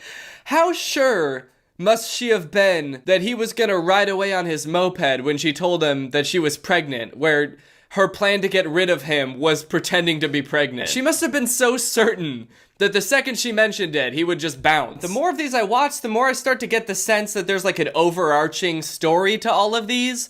But for the life of me, I can't figure out what it is. Lily is definitely having some kind of marital or relationship issues, if that was not clear from the first two ads. That theme pretty much stretches throughout all of the ads. She's looking for love. She's got this blonde guy, but he leaves her when she gets pregnant. But she's no saint herself, okay? Because there's another ad where she's getting married to the blonde guy, and I guess gets bored halfway through the wedding, so she just bounces with the waiter. They drive off on a moped. Why are mopeds the #1 method of escape in this universe? Every time you need to get away quick, you take a moped. That would not be my first instinct when I need to make a speedy getaway, to hop on a Vespa. And you know what? I gotta admit, it's not cool to leave in the middle of a wedding with some other dude that you just met, but if you are going to, it's pretty cool to do it on a moped, I'm not gonna lie. And then in another ad, her and the waiter are married now, or at least they're living together, and Lily gets pregnant, and she goes to tell him, and it looks like the same thing's gonna happen, where he's gonna bounce off on a moped again, but instead he leaves and comes back with a cute little onesie. So it seems like this guy is at least better for Lily, which I appreciate. Until you watch another video where he's cheating on Lily with her friend. I'm too invested in these ads. That's the worst part about all this, is I didn't even want to watch these ads. But now I'm invested in Lily's life, and I'm worried about her. I don't think that this guy is right for her, but I don't know if she has any other viable options. She's been going on dates, but she keeps getting catfished, and guys are creepy. I just wanted to find love, but at every turn, people are disappointing her. I really don't have time to be caring this much about cartoon characters. I have things to do. This is not how I wanted to start my 2020. Lily's Garden, if you're watching this, please let me write an ad where all of Lily's problems are solved so you can make it, so I can stop devoting so much energy to this. Alright guys, well I hope you enjoyed this video. If you're new here, make sure you subscribe and turn on my notifications to join Greg. Please comment and tell me what I should fill this room with. I don't have any opinions about anything ever. Thank you, John Scott, for turning on my notifications. You are truly Greg. I'll see you guys next time with a really interesting video where I'm a little self-conscious about whether this sweater's too big or not and makes me look goofy. Bye! This video is over now. Go find something else to watch, or just watch this video. I know we had a lot of fun. But you can't stay on this end screen forever. This video is over now. So why are you still watching this? Hello, Greg. Well, guys, I've got some interesting content for you today, as usual. I found a very curious case that I would like your opinion on, but I don't want to give anything away just yet. I just want you to watch the first couple TikToks, and then I will sort of explain what's going on, okay? So this is the first TikTok I saw of this guy. His name is Dustin Tyler. It says, drink a bucket of bleach or date Selena Gomez again. Let's see what he says. Fuck it, give me that damn bucket. So yeah, deeply personal thing to post on TikTok, I feel like. I didn't know who this guy is when I first saw this TikTok, so I was just very confused. I was like, did this guy date Selena Gomez? It says again. It's not just some guy speculating, like, I probably wouldn't like dating Selena Gomez, so yeah, I'll take the bleach. So then he made another video responding to this comment. It says, is he making fun of Bryce Hall or, and I don't know what that's referring to. I don't know if Bryce Hall said that he liked Selena Gomez or dated her or something, but this just provides a little more insight into the relationship that this guy had with Selena Gomez. Nah, I'm not making fun of Bryce Hall. Him and I are nothing alike. See, he has to make stories up that he was with Selena Gomez. Me, I actually was. And then I friend-zoned her, and then I broke her little heart. Again, a very mean tone to the video, condescending to this person who is just genuinely asking a question, but gives a lot of insight into his alleged relationship with Selena Gomez. And then I friend-zoned her, and then I broke her little heart. I am curious about the details of the story though, because just the order of events is kind of weird to me, the way he laid it out. He says, I was with Selena Gomez, and then I friend-zoned her, and then I broke her little heart. He says that things happened in that order. Usually, you don't start dating someone and then friend-zone them. Usually when guys talk about getting friend-zoned, it's like they're talking to this girl, and then she reveals that she sees them as more like friends. This guy's saying, we were dating. They could have been dating for like 3 years, and then he turns to her and he's like, you know, I really see you like a sister. The best sister I ever had. So he says he dated her and then friend-zoned her and then broke her heart. So he like friend-zoned her, broke things off with her, and then he broke her heart. What did he do? I dated her, I friend-zoned her, and then I killed her hamster. Just straight up stepped on it. This was years later, by the way. Anyway, by now you're probably wondering, who the hell is this guy? Is this Justin Bieber? Because I know they dated. That's what I thought at first. I thought, is this what Justin Bieber looks like now? But no, this guy's name is Dustin Tyler. And I scrolled through his page to try to figure out who this guy is, and here's what I came up with. It's coming soon, but just like Oklahoma, mine is coming sooner. I'm just a late bloomer. Okay, so I didn't know who this guy was at first, but luckily there's a logo in the corner that says Victorious. Apparently this guy was a character on Victorious. At first I did think this was Andy Samberg from 2006, but he was a character, let's see, Victorious puppet guy. He was this guy. Robbie Shapiro is one of Tori's friends at Hollywood Arts, and he's got a few videos where he does sort of a glow up. He's like, this is what I used to look like back when I was on Victorious, and this is what I look like now. Don't I look so different? And then I was like, okay, this makes sense now. So this guy used to be on like an old Nickelodeon show, and so he was probably in with the Nick kids and the Disney kids, and so that's how he knew Selena Gomez, and that's how they dated, right? It all makes sense. However, after reading the comments on these TikToks, I came to discover that this guy, this man, is not the guy from Victorious. These are two different people. He's just straight up lying about everything. He's not that guy. He didn't date Selena Gomez. His page is full of lies. And to be honest, he's not lying very well, mind you, because the actual guy from Victorious, his name is Matt Bennett, and he has a TikTok account, and if you wanted to pretend to be him, you could at least make your name on TikTok Matt Bennett. I think that would make people believe you a lot more if you really wanted to trick people. But he didn't. He just he just kept his real name. Dustin Tyler. That's me. Please don't Google my name. So this dude's whole thing, apparently, is just like making shit up on TikTok and then hoping it goes viral because people are kind of like, whoa, you used to be the guy from Victorious? Or whoa, you used to date Selena Gomez? And now you'd rather kill yourself than date her again? That's crazy. It's also funny now that he says that he friend-zoned Selena Gomez, because that would imply that, like, they are now friends, you know? And this is a pretty fucked up thing to say about your friend. Date Selena Gomez again, dude? Oh, that's, disgusting, dude. That fucking, I hate that girl. I hate her. I would not touch her with a 10-foot pole. She's crazy. And she's my best friend. But again, it turns out that he did not friend-zone her at all. Maybe he stranger-zoned her.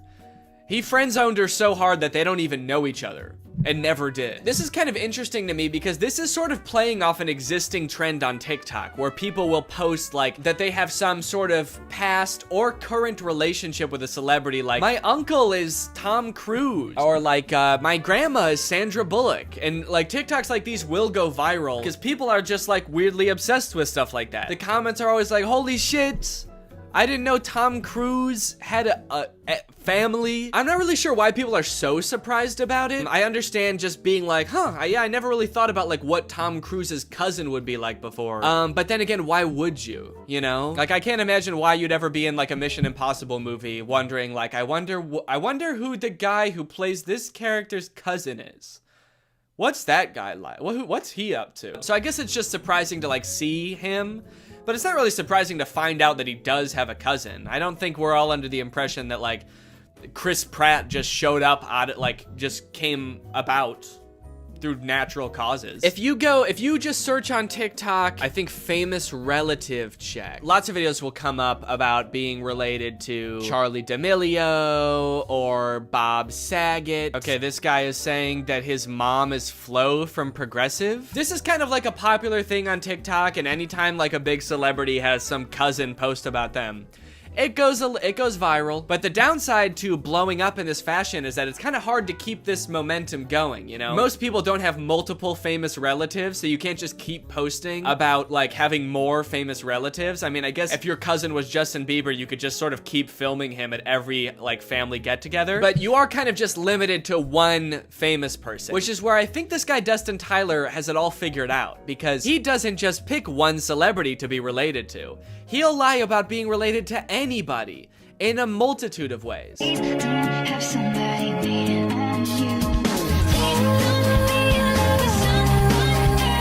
I should say that in this dude's profile, it does say jokes/satire. So he is covering his bases just in case someone tries to like sue him for whatever that would be, lying.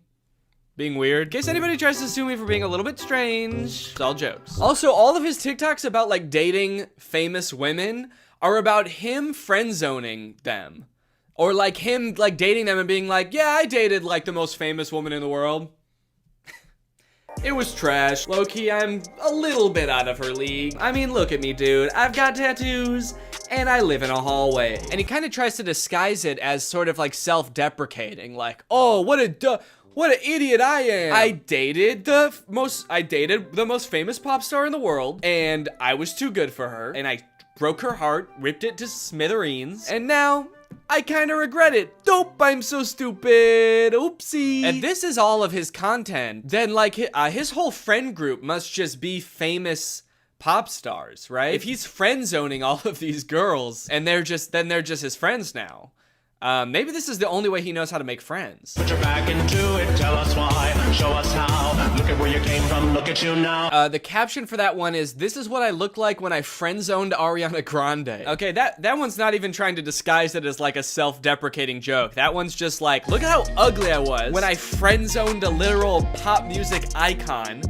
And now look at how hot I am. I can't decide how I feel about this, because on one hand it's kind of creepy, but it also is kind of funny that he's just like pretending to be dating all of these famous people. I will say, very disrespectful to the guy from Victorious. The fact that he's using this guy's picture to be like his past ugly self and being like, but now don't worry guys, now I'm hot.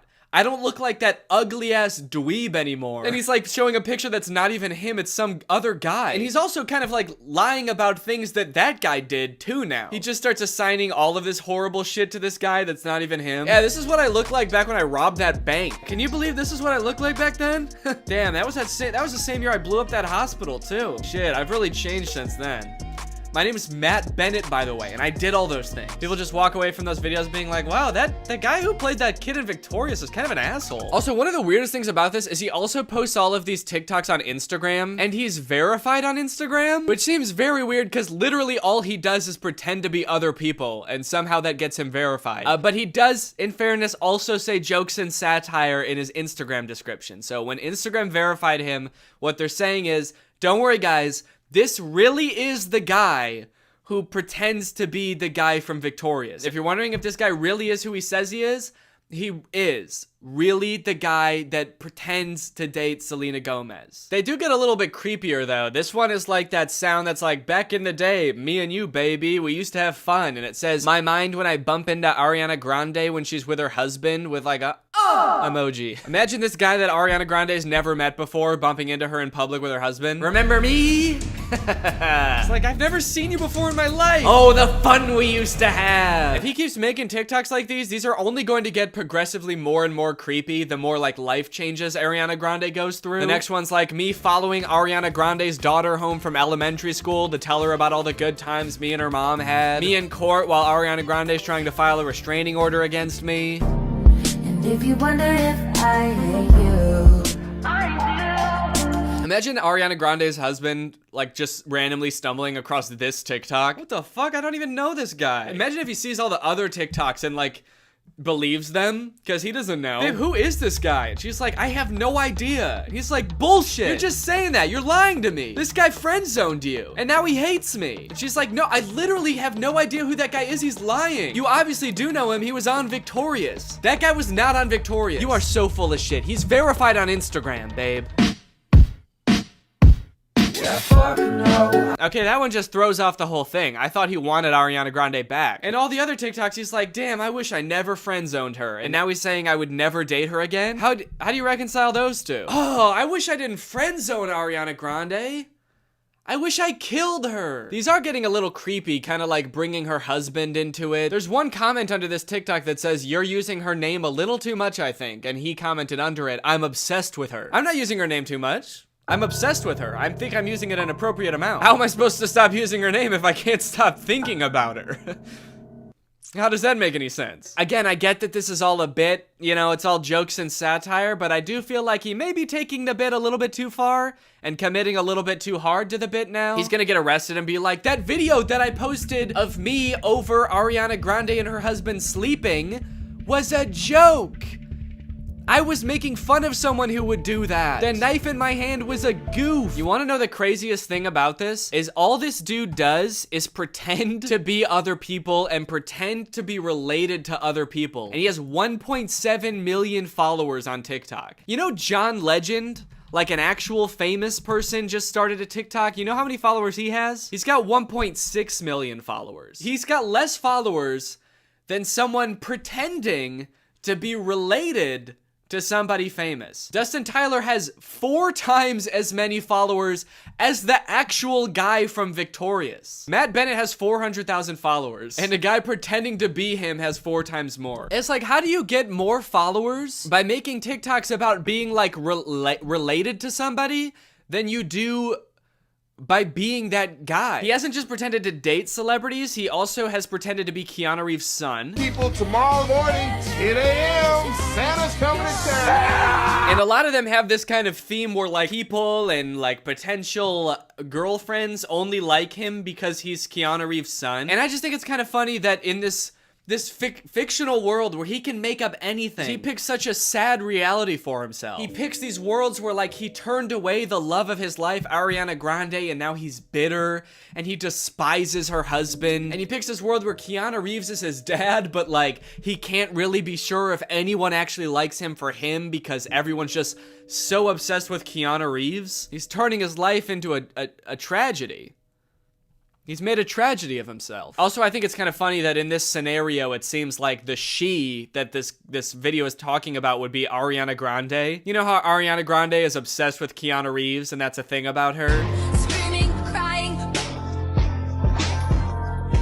Also, I want to know where he's making these TikToks. He's always either like in a hallway or in a storage closet. I feel like I'm way more interested than his life than like whatever fantasy land he's coming up with. I feel like he's making these at work. Whatever job this guy works, I must be the most boring job in the world. I get daydreaming about like dating Ariana Grande or like having a famous parent, but then like daydreaming and fantasizing about like dating Selena Gomez, but it was trash. It's like you've gone through everything else there is to daydream about. And now all you have to daydream about is like, what if people only liked me because my dad was in The Matrix? Anyway, I don't know. What do you guys think? Is this creepy or normal? Is this creepy behavior or is this all in good fun? And it's just kind of like a silly guy being goofy and wacky. let me know. Anyway, thank you so much to SeatGeek for sponsoring this video. Guys, live events are back and you're gonna be going back to them in style. You wanna know why? Because thanks to SeatGeek, you can save $20 using my code GREG on SeatGeek. If you don't know what SeatGeek is, it's basically an app for your butt. And what I mean by that is it helps get your butt in some dope-ass seat. SeatGeek is a ticketing app. It helps you get tickets in the easiest way possible. I've got the app on my phone. I've used it to get tickets to a variety of shows in the past, and I really like how it tells you whether or not you're getting a good deal on tickets. It basically color codes the seats and the tickets so you know whether you're getting a good deal or a bad deal. Green means good, red means stop. Whether it's concerts, baseball, basketball, football, etc., whatever you're into that has tickets, you can probably find it on SeatGeek. I personally am going to an Oliver Tree show in February, which I'm very excited about. Got the tickets on SeatGeek. It was super easy to do. And again, thanks to SeatGeek sponsoring this video using the promo code GREG, you can get $20 off tickets from SeatGeek. That's $20 off your first purchase if you use my code GREG, and make sure you click the link in the description to download the app. Thank you to SeatGeek for sponsoring this video, and thank you to you guys for checking out SeatGeek.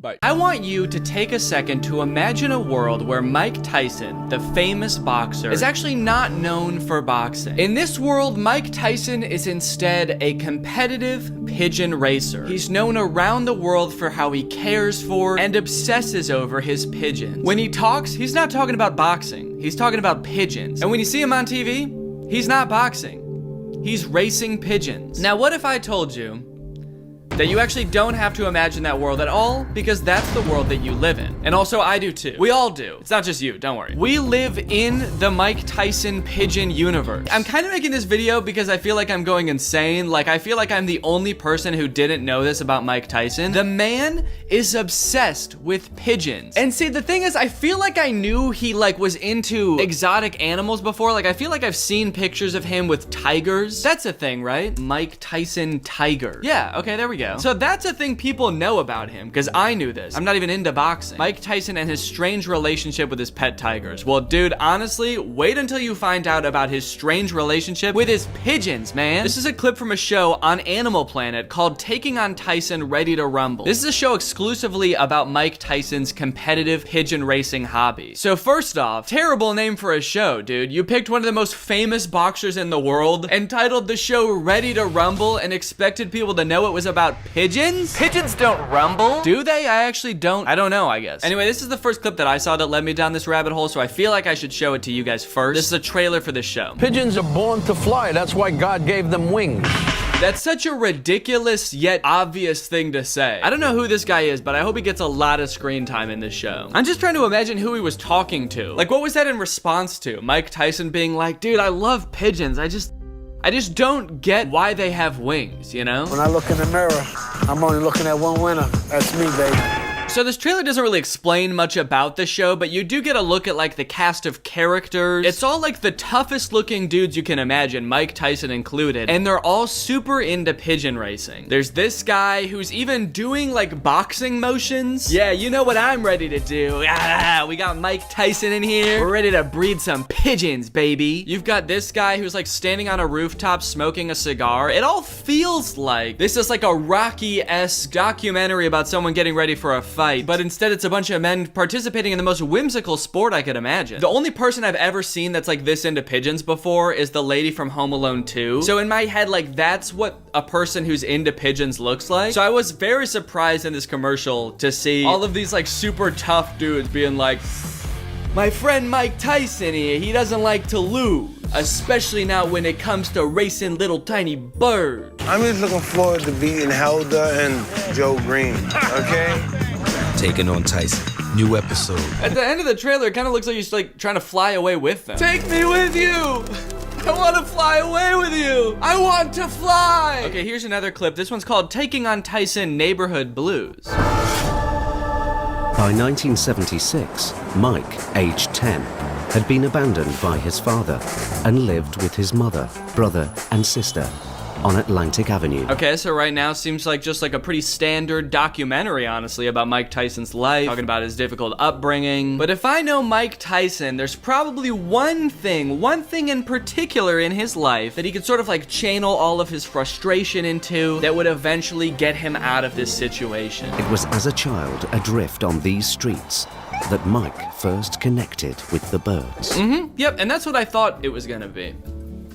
That is what I thought. They had Danny had pigeons over here, Chucky. All these guys had pigeons on this side too. We used to go over there and try to tap them off and steal their birds and stuff. It all kind of sounds like a euphemism, doesn't it? I feel like I'm watching TV from an alternate dimension, but knowing that this is from the universe that I live in, it sounds like a euphemism. I had horrible pigeons. They couldn't fly much, but they were beautiful. And they were just show birds. They were just show birds? What show? He's like, they weren't racing birds, they were just show birds, unfortunately. You know, they used to compete in those, pigeon shows? No, we don't know. Do we? Do you guys know? Now I gotta Google pigeon show, man. Okay, we've got like different types of pigeons up here. Pigeons and doves. You've got typical pigeons. Sounds like someone who was just betrayed by a pigeon. Typical fucking pigeon, man. Okay, pigeon shows and poultry center. Poultryshowcentral.com. Okay, that is a pretty nice looking pigeon, honestly, so I could see why you would want to put that in a show. Damn, actually it's a really nice looking pigeon. Should I get into pigeons? And I was really insecure about letting some quality pigeons out because I didn't know about training them. I just wanted to possess them. I like that at the start, before he started racing them or anything, he just wanted them, and he didn't know why. He was like, I just gotta get my hands on these fuckers. And saying I wanted to possess them is a really funny way to say that. I just wanted to possess them. Because who uses the word possess like that? I would like to go to the store. I would like to possess some new clothing. But honestly, as a kid who grew up like collecting Pokemon cards, but didn't even know how to play the game that you play with Pokemon cards, I get it, you know? You just like the way they look. You like how shiny they are. And sure, it might not have been a show Pikachu, and you didn't even know how to train the damn beast, but I wanted to possess him nonetheless. I wanted to sort of spiritually control his body and make him commit heinous acts. I wanted to possess the Pikachu. You can't imprison them. You have to have the freedom. They have to be on their will to come with you.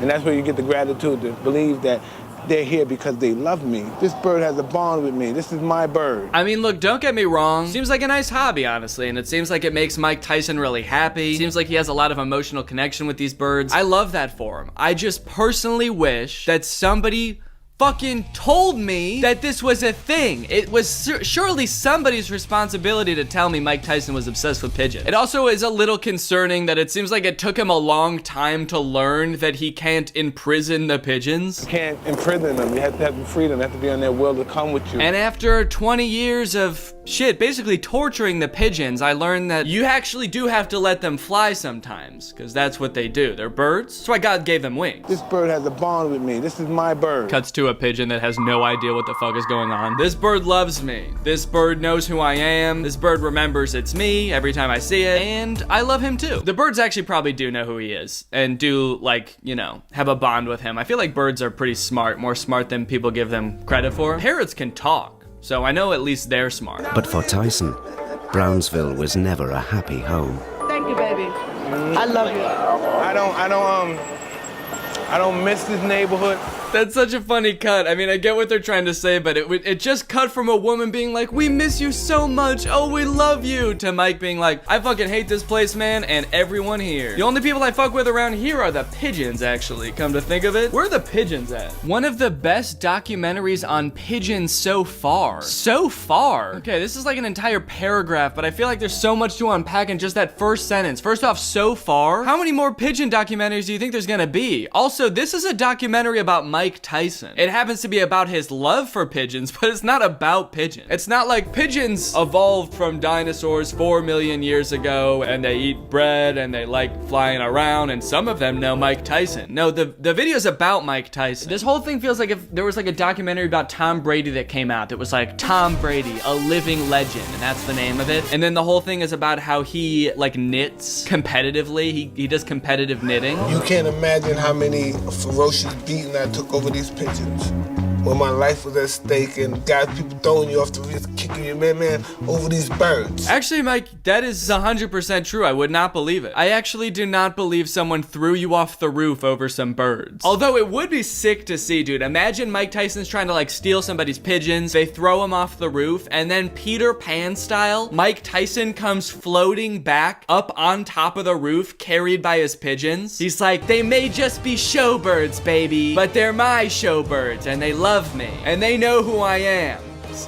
Stop laughing. They know who I am. You can't imagine how many ferocious beatings I took over these pigeons. How many ferocious beatings did you take over the pigeons, Mike? I want to know, what was the scenery like when you were getting punched over these pigeons? Were you like in a stadium, like an arena full of people? Were you in sort of like a square enclosure wearing big puffy gloves? That's actually how Mike's coach motivated Mike for each fight. Mike Tyson doesn't know what boxing is. His coach was just like, Mike, this guy in the ring, he wants to steal your pigeons. And the only way he says he won't is if you can tango with him in the ring for 8 rounds, baby. I feel like I'm gonna go back and watch like old pre-fight footage of Mike Tyson when they're like shit talking each other and the first guy's like, Mike Tyson's going down, dude. He doesn't stand a chance against me. I'm crazy. And Mike's like, I don't want to hurt this guy, but it's the only way I can get my pigeons back. What we love about these birds is what we can't get from human beings, and that's loyalty. And that's what the connection is with them. No wonder Mike was good friends with Tupac. No, dude, do not tell me Tupac raced birds too and I didn't know this. Okay. Tupac was also all about being loyal to the ones he loved and cherished as friends. Well, okay. No, that's true. This is Tyson's Corner.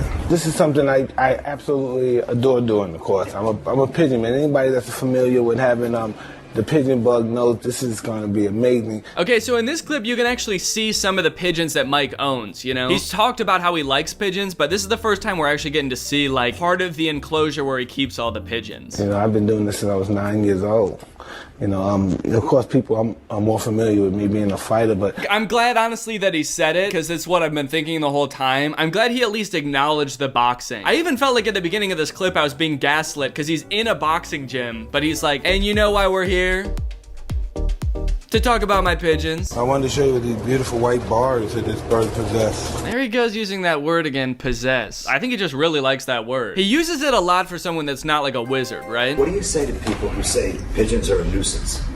I don't know. Some pigeons to me are a nuisance. I have some of my birds that don't want to fly in the stock, so he becomes a nuisance to me. But yeah, I don't know if Mike like understood the question. I don't think most people think pigeons are a nuisance because they won't like fly into their coop correctly when you want them to like go to bed. Yeah, New Yorkers, man, they hate those pigeons. You know, every time they see one, they're like, why won't this pigeon just follow me back to my house and obey my orders like I want it to, dude?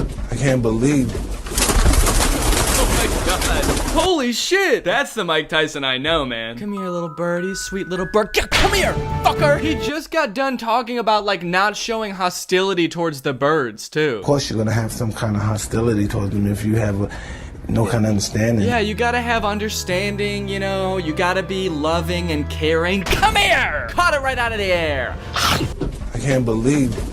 I also kind of feel like the birds might not share the same amount of affection that Mike has for them, dude. When he walked over, before he even started reaching for them, all the birds were like, nope, fuck this, nope, he's back, he's back! That's why he had to grab so quickly, dude. He grabbed that bird so hard, I was half expecting him to grab it, and then when he like opens his hand, it's just sand comes out. Oh, damn it, I grabbed too hard. Here's one of the best interviews I could find about Mike Tyson talking about pigeons, and it actually kind of ties into how he became a boxer in the first place. The video is called Mike Tyson, A Pigeon Caused My First Fight. I had all these birds one day that, you know, that just suddenly popped up in this living room of mine, so. Yeah, so he starts the story with like the least relatable thing ever, and I'm immediately lost. So I was just chilling around one day and a bunch of birds popped up in my living room, you know. Yeah, no, dude, we know.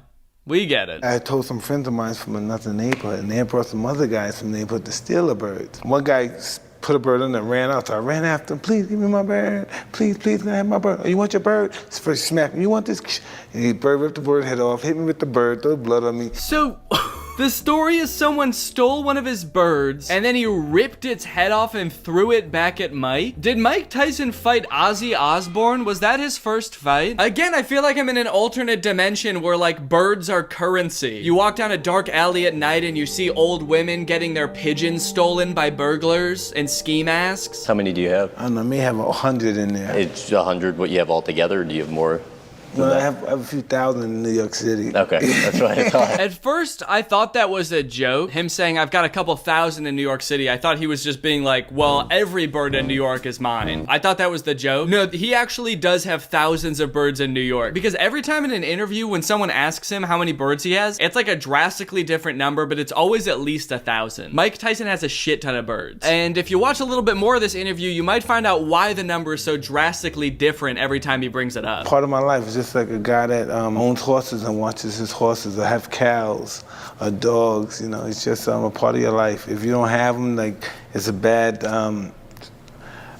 season, the disease come by, wipe you all out, you wait a while, then you get more. Yeah, dude, it's just like raising a dog or a cat, you know? Sometimes you have a bad season and a plague rolls through and just kills all of your animals. I guess I don't know anything about pigeons. So I guess I don't know if that's normal or not, but thousands of them at a time will die, and then he's just like, oh, time to get new ones. Yeah, I love these things so much, man, and I have a personal bond with each one of them, and then like once a year, all of them die, thousands of them, and then I just, you know, buy new ones, and it means nothing to me. Even though Peter's always kicking my butt. That's weird. I can't imagine why that would be. I love animals. Maybe I don't always know the best routine on how to fix them when they're sick or anything, but sounds like you don't have any routine to fix them while they're sick. Sounds like they all die. Like if you look at my refrigerator, you may see a whole conglomerate and dynamic of just animal medicine. It's very important. They're very temperamental. They're very temperamental, man. You have to be very careful with them, otherwise they will all die. Cut to the shot of him snatching that pigeon out of the air with all of his might.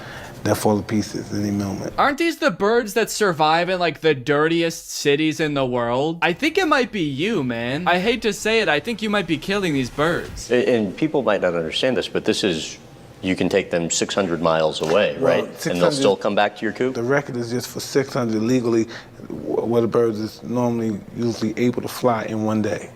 Anything more than that, I guess they're gonna consider it animal cruelty. I guess they consider it animal cruelty, dude. I don't get it. They seem fine to me. And I'm a pretty good judge of these things. I know when pigeons are scared. Come here! Yeah, how about the pigeon you've had that has lived the longest? I think I had a 14-year-old bird before. Okay, 14 years old. That sounds pretty good. I think that's like how long birds live anyway. Let me Google it. How long do pigeons live? Okay, rock dove lives for 6 years. Oh wait, adults may live up to 15 years with birds in captivity reaching over 30 years. Although a more realistic lifespan in feral population is around 4 years. Okay, so that was like a bunch of different answers, but sounds like that's a pretty respectable age, as long as you ignore the part where they can live up to 30 years. There's one bird in there that I'm attached to, and this is really crazy. It's a solid white bird, and I really don't like solid white birds that much. I want you to keep that soundbite in your head real quick. He says, I don't like solid white birds. And I really don't like solid white birds that much. They draw too much attention for birds of prey. They draw too much attention from birds of prey, okay? He's on record. He doesn't like solid white birds. Now let's watch this clip of Mike Tyson on the Carson Daily Show receiving a gift of a new pigeon. Because Carson, I guess, heard that Mike loves pigeons. I hope this is okay, but I wanted to get you a pigeon because I know it's near and dear to your heart, and so there's a gift for you. Hey, man. Oh no, dude, it's a white pigeon. Uh-oh. Well, I'm sure Mike will just, you know, be polite about it and just be like, thank you anyway, and he'll just, you know, put it somewhere and let it live out its life, and it'll be fine. Yo, listen.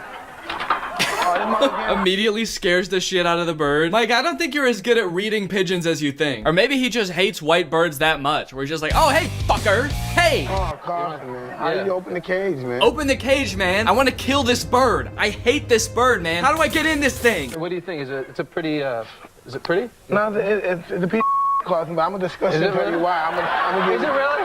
So when I give him to my hawk, I got a hawk there. Yeah. Okay, so no, he's gonna get home and he's gonna feed the pigeon to his hawk. So when I give him to my hawk, I got a hawk there. Yeah. What was that thing he said about like forming bonds and loving them, having special relationships with each bird? Mike's like, oh yeah, I probably should have told you. The only thing that I like more than pigeons is hawks. I have about 10,000 hawks, and they gotta eat, baby. Can we open this cage? Anybody here? Can we please open this cage? I want to kill this thing. All right, guys. Well, I hope you learned a little something in this video about the wild and wacky world of pigeon racing and Mike Tyson, because again, it is the world that you live in. Bye-bye. I think that we may be in the midst of the next big thing in sports. Today, my council of content, which just consists of one guy, his name is Robert, has put together a presentation on what can only be described as medieval knight fighting. I've seen one video of it already, and it appears to be the most insane sport I've ever seen. If you've ever been to medieval times, it's like that, but the people who are fighting actually want to hurt the other person. It's not a staged, choreographed fight. Medieval times would be much crazier if that's actually what was going on. I would 100% pay to go to that. I mean, this is what it is. It's basically like boxing or MMA, but they're wearing armor and they have swords. And I'm gonna be watching some of the videos from this event. Okay, this one is called Night Fights Knockout, M1 Medieval. So I think that is like the league of this sport. It's called M1 Medieval. What do you think we're gonna see in this fight? I have no idea, Darren. This is probably the wildest thing I've ever seen. Even the announcer's like, what do you think we're gonna see today? And the other one's like, I have no idea, dude. This is the craziest thing I've ever seen. They just found out this was a sport. He's like, I have no clue, man. I thought I was going to a boxing event. I am very confused right now. They're not gonna hurt me, are they? And that'll probably be one of the last times you actually see the faces as well. Yeah. Okay, that kind of makes it sound like they're gonna die. This is the last time you're ever gonna see either of their faces. It is customary, of course, to, after the battle, feed them both to the dragon. So yeah, say goodbye to these two poor unfortunate souls. This will not be the last time you see this guy's face though. He seems very pleased with what's going on here. Is this the king who ordered this fight to happen? Okay, so we got some stats here: age, height, weight, and record. So this does confirm my theory that maybe this is kind of a new thing that is just getting off the ground. It seems like they've each only competed in 1 or 2 fights before. They've both won a fight. This guy has maybe tied a fight. Also, where is this taking place? This is beautiful. You're just in like the Russian mountains or something. I guess that's where this type of event should take place. Gosh, this is beautiful. If I was at this event, I can't tell which way I'd be looking. There's knights in front of me, but also like heaven in the background. My eyes are being drawn in all directions here. I'm also very interested in this that's going on here. What is he doing with both hands that he can't be holding the microphone himself? He has to be actively protecting himself from these two. These fuckers will try to hurt me if I take my eyes off them for 1 second. They're bloodthirsty. They're crazy. The guy who needs to be in arm as the referee, because if one of those swords comes anywhere near him, he doesn't look very well protected. That's a good point. No, this does seem very dangerous for the ref, especially if like the sword hits part of the shield and shrapnel comes flying off. He is not well protected. It does kind of seem like the announcers are just realizing this. Like, again, this is the first time this event has ever happened. He doesn't look very well protected. Hey, shouldn't that guy be in armor? Oh no, what are we doing? This is dangerous. All right, let's skip to the fight. Can we just see the fight here? Actually, before we start the fight, I assume there is gonna be some violence. I don't think there's any blood. I'll put right here if there's any like actual gore. I think they're like in their armor the whole time and there's not actually any like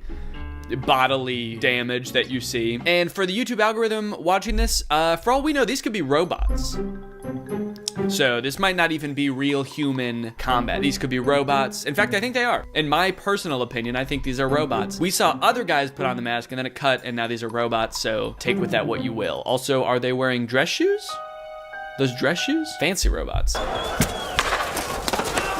Charges it. You got to think of the power of the shield as well with the left hand. The knee, a clinch with the knee. Okay, so the fighting is very interesting, first of all. This guy is kicking other guy. You know you have a sword, right? Very interested in the audience. We've got a variety of characters. We have like Andrew Tate, a cowboy, like a 1920s newspaper boy. People have traveled from all moments of time and space to be at this event, including the two participating. They actually are from the 1400s. Look at that. Oh, kick. Great kick. He follows it up with a right. I feel like these fights have a potential to go on for a really long time because they're both wearing armor. What if they actually just, like, neither of them can win because they're like, you're in armor, I can't hurt you. Shields again when they come together and they clinch. Okay, something's happening now. So because they both fell, because they still have Oh my god. Oh my god. Oh. I think this might be the end of it here. I have a TKO. The referee's asking questions. Holy cow, dude. Okay, so he's okay for the record YouTube algorithm. That robot is okay. He's moving and he's fine. Everybody's fine. But oh my god, that was brutal. Where's his sword? What happened to his sword? The other guy was still holding his sword and this guy was just punching him. I don't think it's a good sign for your event that's supposed to be about like fighting with medieval weapons where the guy who wins is like, fuck these medieval weapons, dude. Let's go. I'm just gonna beat your ass. I'm gonna kick you and punch you. It does kind of seem like the referee waited a little bit too long to jump in there too. And the He walks over with the look of like, oh shit, you guys are still fighting? I forgot. I was totally spaced out. I was looking behind me. This place is beautiful. Stop hitting him. That's dangerous. All right, next we have an article. Welcome to the strange and barbaric world of medieval MMA. Crazy stuff. No, this isn't something from a movie. This is as real as it looks. Yeah, I would say it's definitely not a movie, because this is not what sword fighting looks like in any movie I've ever seen. In movies, they're like, ting, ting, connecting sword, sword, hitting sword with sword. In this, it's like one guy flailing on the ground with a sword and the other guy like stomping his chest cavity in. The sword seemed like an afterthought. This is the crazy world of medieval MMA where the modern world of fighting meets the Dark Ages. Yeah, I can't exactly say that sounds like a huge selling point to me. I think the Dark Ages are generally thought of as some pretty dark ages, so not exactly sure I want to go back there. The gimmick was originally used as a filler between fights during events at M1, Russia's biggest MMA organization. Oh, so it was like a halftime show at a regular MMA fight? However, such was the interest from the fans after the first bout, M1 President Vadim Finkelstein decided to make it a full-time event and created the medieval division. It's crazy that it used to be a filler between regular MMA fights. Like, imagine if they started doing that with other sports. Like the NFL's halftime show is like jousting. In between innings at baseball games, they have one man fighting a lion. Okay, now we have a TikTok. It says the actions in this videos are performed by professionals or supervised by professionals. I'm gonna disagree. I'm gonna say these two aren't actual real knights, nor are there real knights supervising. Oh my God. Okay, he didn't even hit him with the axe. I feel like the guy who wins is always just fighting like a regular guy. He just threw him on the ground. He used the axe to help, but like, he didn't use the axe, you know? I feel like the only way to win this event is to convince the other guy he needs to be swinging his axe, and then you can get in there and just rough him up old-fashioned style. Or I guess not old-fashioned style. Modern day style.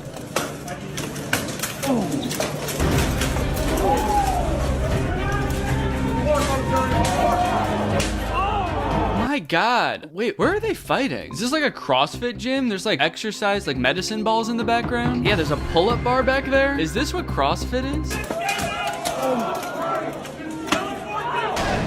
I wonder what the ratio of people who do these fights and do a second one is. I feel like it's 0. I feel like if I was in one of these fights, even if I won, it would be like the scariest thing ever and I would never do it again. It looks so painful. You're trapped inside of this armor. It makes it really hard to move, so you can't escape even if you wanted to. And sure, you have protective armor, but you're also getting wailed on with like a 30-pound axe. It definitely still hurts. I'm wondering if this is like the minor leagues or something, because the really big event was in this beautiful location and this is just in some kind of barn / gym. I feel like there's definitely a big like gap in the professionalism of this event, but they still are decked out in some really sick armor. I wonder how much it costs to get started in this. You can't exactly start without the necessary equipment because you would die.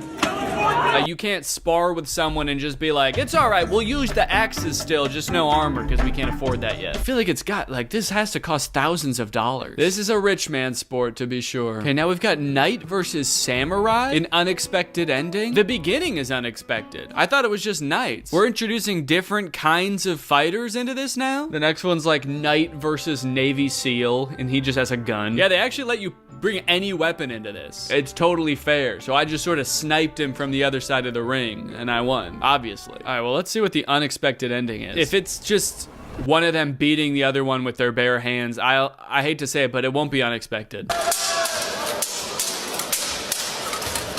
Oh, this one's kind of sad. There's like nobody in the audience. They got all dressed up. They put on their $1,000 costume. They trained for this. The loser will live with a lifetime of regret. And let's face it, recovery probably. And there's like 7 people there watching. Oh, his sword broke. That's the end. Okay, so in this one, when his sword breaks, it's the end, but in the other one, when the guy drops his sword on purpose so we can start punching the other guy, that's allowed? I guess this time they were like, whoa, whoa, whoa, he lost his sword, we have to stop, this is too dangerous now. Dangerous for the other guy, I mean. The sword was a hindrance, it was holding him back. He's gonna kill the other guy now. Now we have a group War? This just goes to show how far we've come as a society, man. As we've grown out of certain things as a species, like, you know, having to hunt, we end up going to the gym so we can still get exercise because it's good for our bodies. Still have to go to battle with neighboring tribes. We just do it at like a Renaissance fair with referees.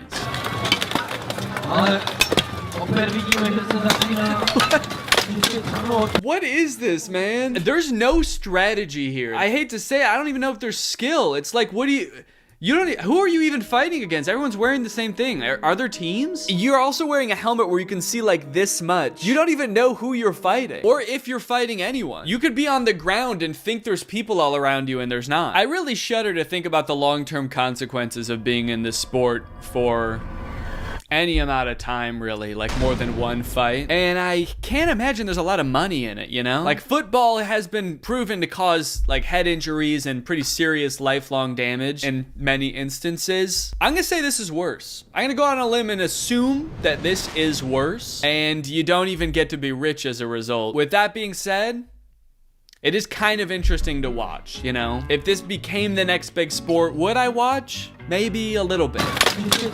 Or maybe not. All right, well, I hope you guys enjoyed this video. I'll see you guys next time with another video. Bye-bye. Hello, everyone. Welcome back to my second channel. It's been a while since I posted on here, hasn't it? Actually, how long has it been? I haven't posted on this channel in 6 months, but in my defense, I've been busy. Dang, I didn't realize it's been that long, but my last video on this channel got 1.5 million views. That's pretty good for this channel. I don't know why I haven't posted on here in a while. I guess I feel like I have been prioritizing the main channel more and stuff like that, so I apologize if you live for the second channel content, but here I am again.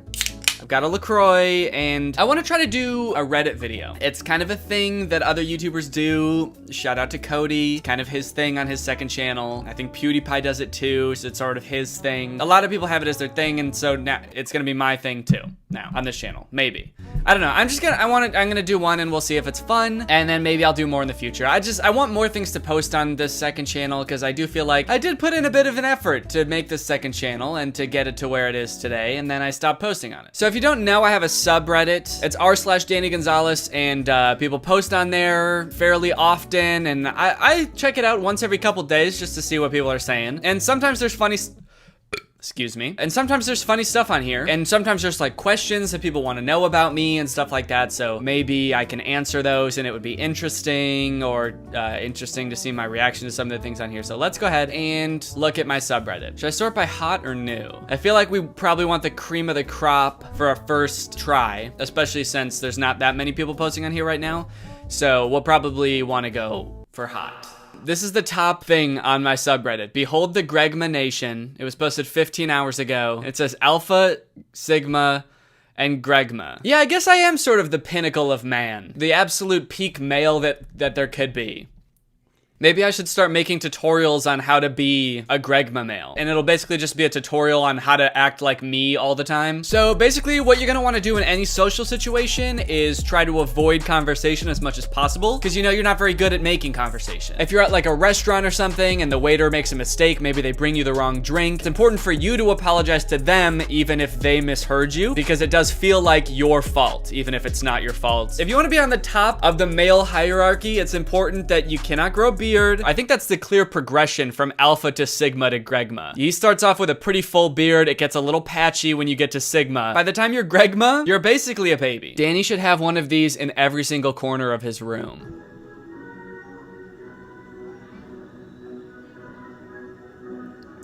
Oh shit, he's got animated eyes. I don't know why that's necessary. When have you ever thought that like the one thing missing from my Christmas decorations is that their eyes can't move around and like follow me around the house? That's so scary. He does have beautiful blue eyes though. Did his pupils change size too? What the hell is going? I don't understand why his eyes would need to move, and I definitely don't understand why his pupils would be getting bigger. and smaller. Okay, this comment agrees with me. Oh, that's terrifying. I think I've seen that exact same eye animation on some Halloween animatronics. So yes, he absolutely should. Should I get one of those? I do have a giant nutcracker that I put in one video. It was a video with Drew. Yeah, this video. This huge ass nutcracker. I still own this, and I actually still have all of these nutcrackers also. They're just in my basement. So in a sense, I do kind of have this. I guess not in every single corner of my room. I was thinking a while ago it would be kind of funny if for one video, instead of having that in the background, I just hire somebody to dress up like that and like paint their face with like the smile and the rosy red cheeks and just stand perfectly still in the background for an entire video. But then I kind of feel like it would be like a waste of an entire video. Like no one would be paying attention to what I'm saying because they'd just be trying to figure out what the fuck is going on back there the whole time. Actually, you know what? I should plug that in. I just put the bulb back in this guy. A lot of people might not know this is a light up Christmas toy. Decoration. It's not a toy. It's serious. There we go. That's kind of nice, huh? I'm kind of worried even that might be too distracting. Is that... He turned... What the fuck? Why did it turn off? Oh, what the hell, dude? The light bulb just burned out. That was so weird. It was like the second I looked away. Okay, well, guess we're not doing that. This post is called, Am I Crazy? Or, and the post reads, Is Danny kinda fine? I started watching Drew Gooden recently and then found Curtis and Danny's videos, and I'm surprised I never see fans mentioning his looks other than to say he looks young or that he's just Drew. Am I some strange outlier or just not part of this normal demographic? I don't think Drew or Curtis are attractive, it's just Danny. This is driving me insane. Yeah, I'm not gonna click on that, especially since it only has 7 upvotes. Just gonna upvote that. Here's a post that's a petition for me to do a Reddit video, and that's actually the reason why I'm doing this Reddit video is because I saw this post, and it's got 300 upvotes. So how could I not? And it's got 50 comments, all being like, yes please, I vote, infinite votes. What does Reddit video mean? Okay.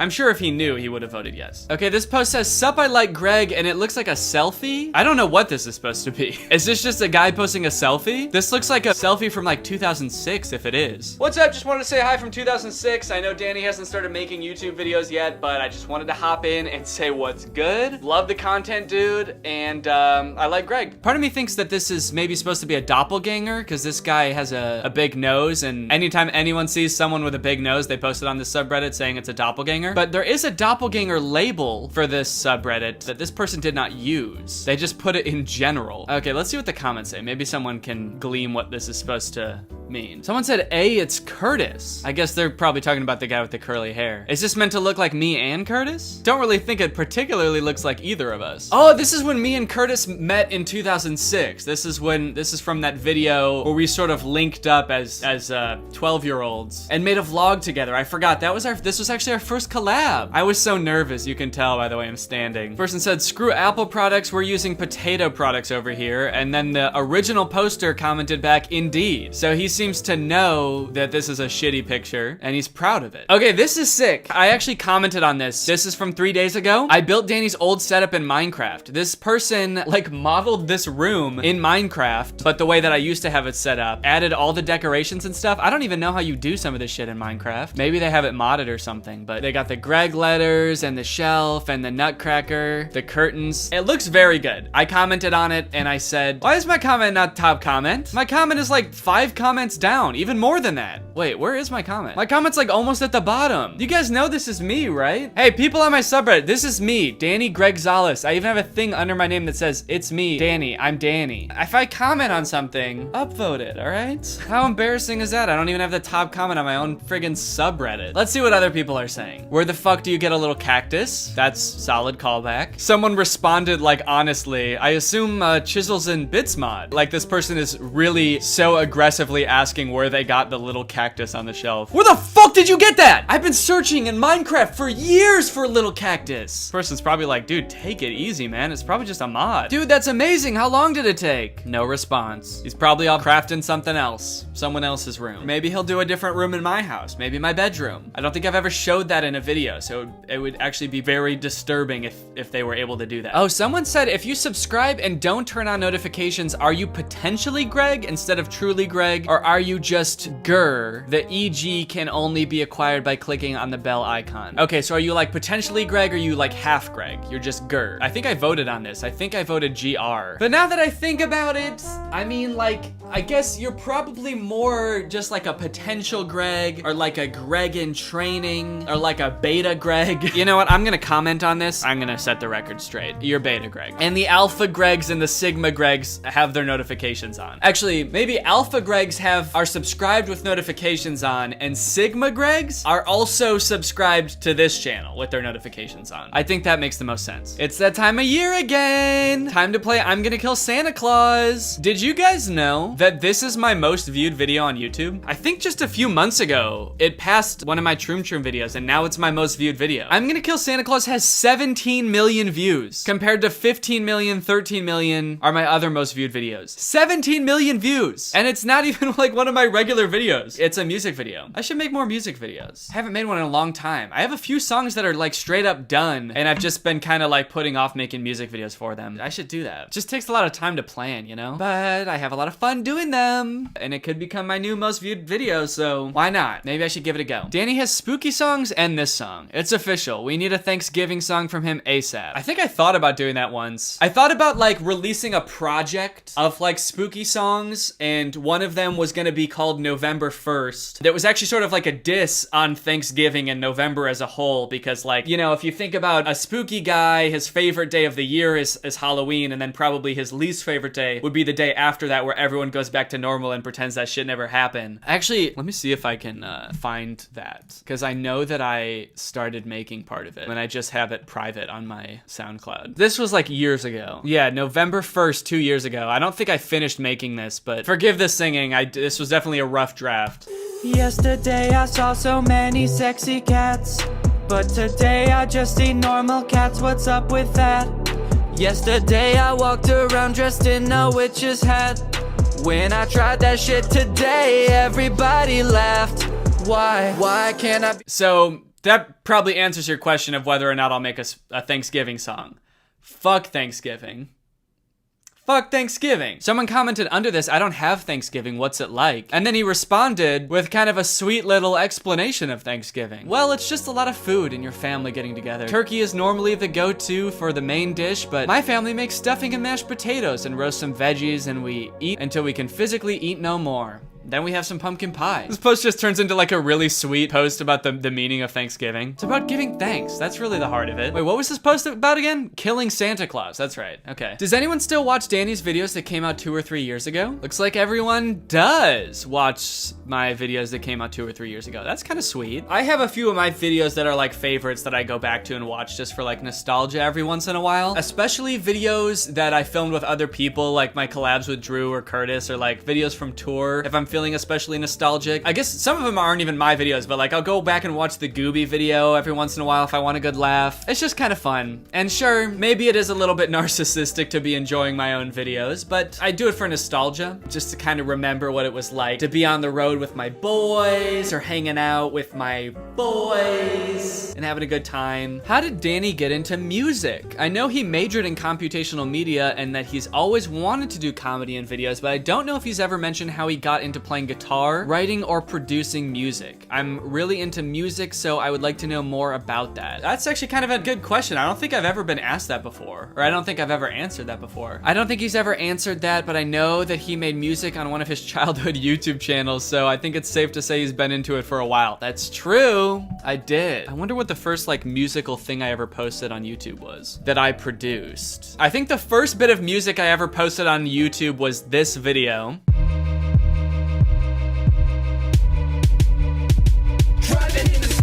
Hope we don't skid.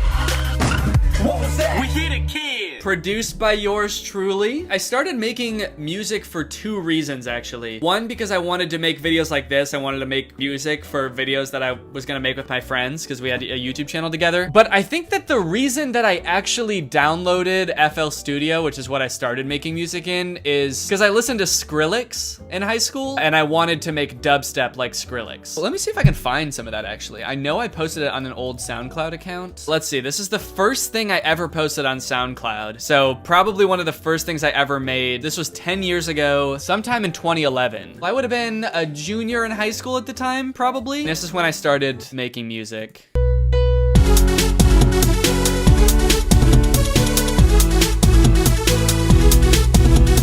Oh shit, I don't know what vibe that is. It's got a little something to it. Let's see, happy song. I didn't know what I was doing at the time. I don't think I understood how music genres worked. I think I just sort of just played notes. Okay, here's dubstep. Yeah, this was 10 years ago. I've got tracks called Dubstep, Dubstep 2, Dope Step. This is when I was getting into Skrillex.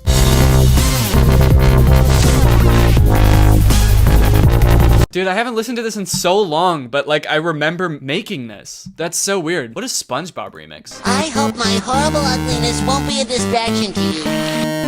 Not at all, boy. Not at all, boy. Not at all, not at all, not at all.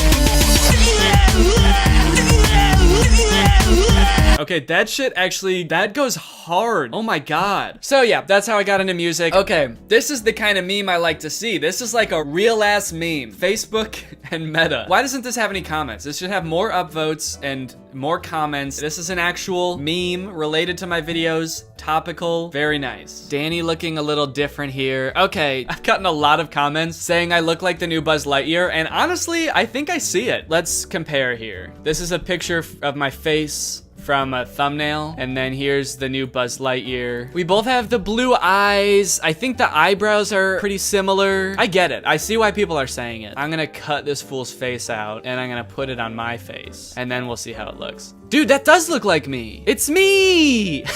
Wow. That actually could be a cartoon version of me. I should say though, this happens every time Pixar comes out with a new movie. People tweet me saying that the main character looks like me. For some reason, every male Pixar character, or like, I feel like any animated movie now, for some reason, has to have like brown hair and blue eyes and a pronounced nose. Of course, people send me this guy all the time from Cloudy with a Chance of Meatballs. People have sent me this guy before, the guy from Ratatouille that I look like. People are even sending me this guy. He's not even a human being. I don't know why Pixar's style is just me. Oh shit, we got a controversial post over here. This person is aggressive. Reindeers don't have paws. This actually makes me so mad. In the song I'm Gonna Kill Santa Claus, he says, when I hear those reindeer paws, I swear to God it makes me so angry. He was so pissed off that he put an extra syllable in angry. I am angry! Okay, here's the thing. I know reindeer don't have paws now. The funny thing is, I wrote this line because there's that Christmas song that's like up on the rooftop, reindeer paws, whatever. So I wrote that part kind of as a reference to that song, and because I needed something that rhymed with Santa Claus. Come to find out, that line isn't even talking about their paws. It's talking about reindeer pausing. Like up on the rooftop, the reindeer, they pause. They stop for a second. I thought it was someone hearing clap, clap, clap, reindeer pause. But I don't think I've ever officially written out the lyrics to that song anywhere. I'm Gonna Kill Santa Claus. So for all this person knows, and for all anyone knows, I could be also saying pause as in when I hear the reindeer pause. Like when I hear them stop on my roof, that's when I'm gonna break the law. It's true that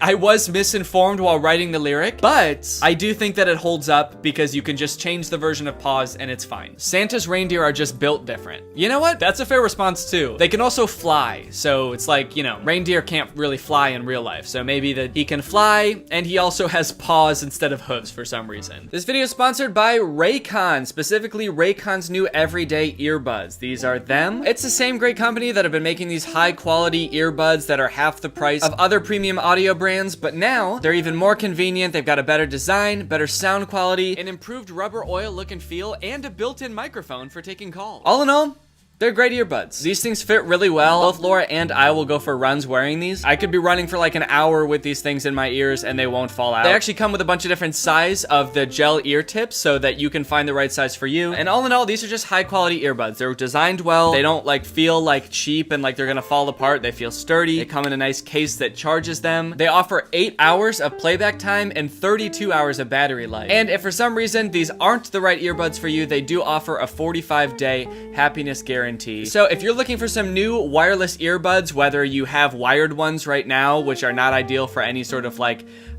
active activity, or if you just need to replace your current ones, I definitely recommend you check out the Raycon Everyday Earbuds. All you gotta do is click the link in the description or go to buyraycon.com/furious to unlock some exclusive deals up to 20% off of your Raycon order. Again, that's the link in the description, or buyraycon.com/furious, and you can get up to 20% off your order on some Raycons. Thanks to Raycon for sponsoring this video, and thank you to you guys for checking out Raycon. All right, well, you know what? I think that I had a pretty good time making this video, and maybe I'll do another. Let's see how it does. Let's see if people like it. Please post some more on the subreddit. Give me a little bit more material to work with, and I'll see you guys next time. Bye. What's up, Greg, and welcome back to another episode of POV, which stands for Pigs on Video. Now, I'm sure a lot of you by now are aware of the POV trend on TikTok, where someone on TikTok will act out a scene, and you, as the audience, are a character in that scene. Some of you may also be aware of the extremely creepy niche within that trend of, like, daddy POVs. I was originally going to make a video about those, but then I started to realize that they're too creepy to make fun of, and it wouldn't even be funny, it would just be weird. And also, by the time I went to go look for them, most of them have been deleted. I guess because the people who made them realized, hey, that's pretty gross. We should probably stop. But I found this dude named Garrett on TikTok. His username is Goverbo, and he had previously made a lot of these daddy TikToks, but he has since deleted them. And I thought it would be kind of interesting to go through his other TikToks that aren't the daddy ones, since he's deleted pretty much all of those. I wanted to see what kind of other TikToks he makes. And it turns out they're pretty much all POVs, and they are all very odd. For those of you who don't know what POVs are, I'll give you a simple one first. This one's called POV, which stands for point of view. You're staying the night at your friend's house when her brother accidentally walks in on you.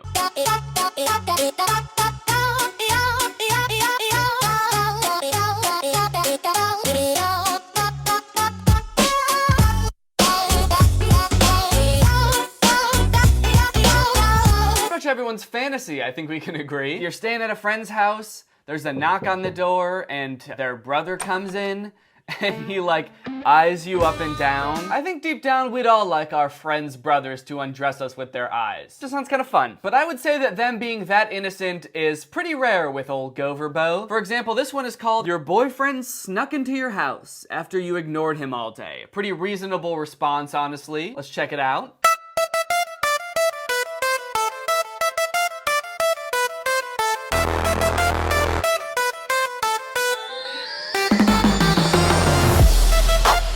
To me, this seems like something that this dude was like, oh, this would be so hot. Like, a chick would love a dude who is, like, confident enough to just break into his girlfriend's house. But any girl, or like anyone who's ever had to deal with like a stalker situation, would just be horrified about. Like, this is not a fantasy.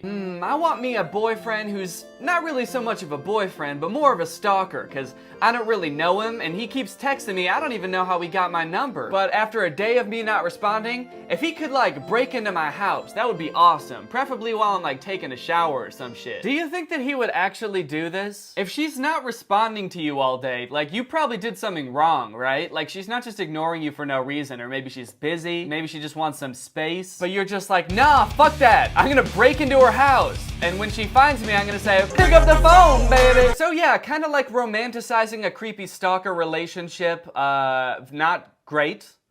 Definitely not good, but it gets worse. So let's check it out. POV, you ran away from your kidnapper, but his men found you.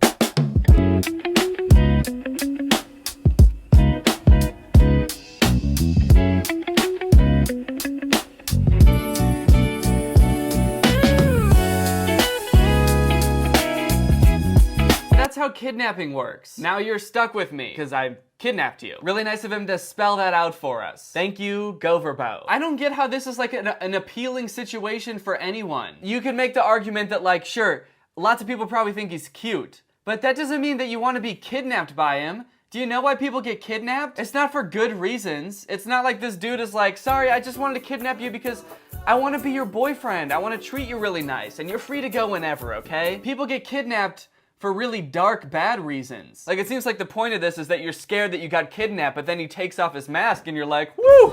Maybe this won't be so bad after all. But the darkness of this TikTok seems to be lost on most of his fans because they're all children, mostly like little girls, which honestly makes it way more gross. Romanticizing kidnapping for his like little girl audience. That's so fucked up. Wait, he even had us as the audience say, I didn't miss you. Like, we're clearly not okay with being kidnapped. This isn't even like a fantasy where we're like, we kind of want to be kidnapped, like it's some kind of kink or something. So we're not even cool with what's going on. We're just like, I want to go home. Hashtag POV, your serial killer boyfriend followed you home again. Oh, not again. He followed me home again? Ugh, when will this serial killer boyfriend learn? I'm sorry, but what the fuck is a serial killer boyfriend? He just kind of throws that into the caption like, we all know what that means, right? We've all had a serial killer boyfriend, or have been a serial killer boyfriend.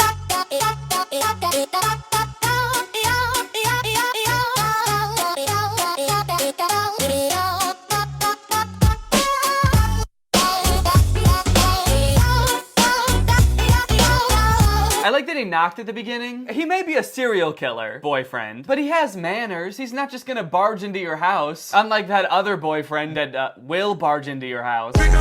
Okay, so like in this TikTok, we're like hiding from our serial killer boyfriend. Is he still our boyfriend? He's obviously done something that has made us want to hide, probably be a serial killer, but he's still our serial killer boyfriend. He's not our serial killer ex-boyfriend. I guess we haven't broken it off yet. We still kind of like can see the good in him, you know? He may have killed 30 people, but I'll be damned if I don't think I can change him. This comment says, when people have literally died because of stuff like this, and that has 24,000 likes. And honestly, I gotta agree with him. It's not even like this. People have died from this. Serial killer boyfriends. Hashtag POV, your boyfriend tries to abuse you in front of the gang leader's son.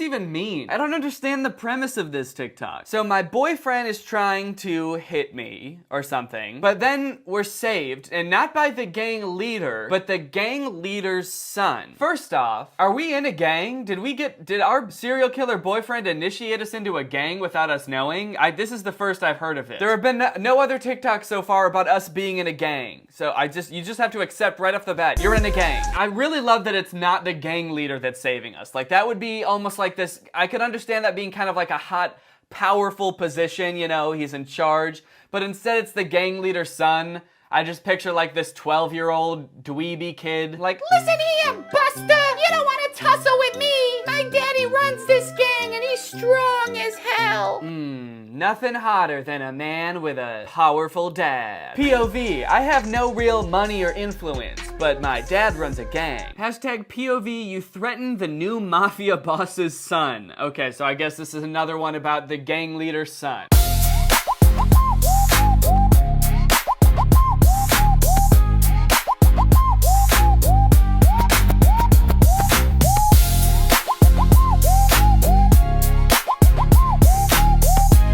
Oh shit, what a badass, dude. He's got a dad. It's just so funny to act like a badass because your dad's in charge. It reminds me of in elementary school, there was a girl in my grade whose dad was the mayor of the town that I lived in, and sometimes she would get into fights with my friend, and every time she would tell him that her dad was gonna kick him out of town. As if like the mayor of our town would really exile a 9-year-old because he got in a fight with his daughter. Just imagine like a 3rd grader packing up his bag sobbing because he's like, I don't want to leave, but the mayor kicked me out. It's just such a weird concept to flex not even your power, but your imaginary dad's imaginary power on TikTok. I want to see more people doing that. That's a cool concept. I want to see more TikToks of people flexing their dad's power. Ha! Stupid fucking dog. Excuse me, sir. You can't just come in here to scare the dogs. Do you know who I am? Yeah, you're Jeff Bezos' son. You said that like 18 times. My daddy owns Amazon. Yeah, and you've said that like 20 times. What does that have to do with being mean to the dog? Oh, I'm sorry.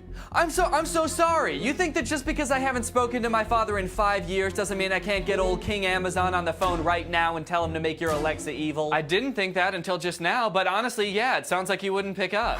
I feel sorry for you. My dad's the richest turtle in the world. He'll ruin your life. Turtle?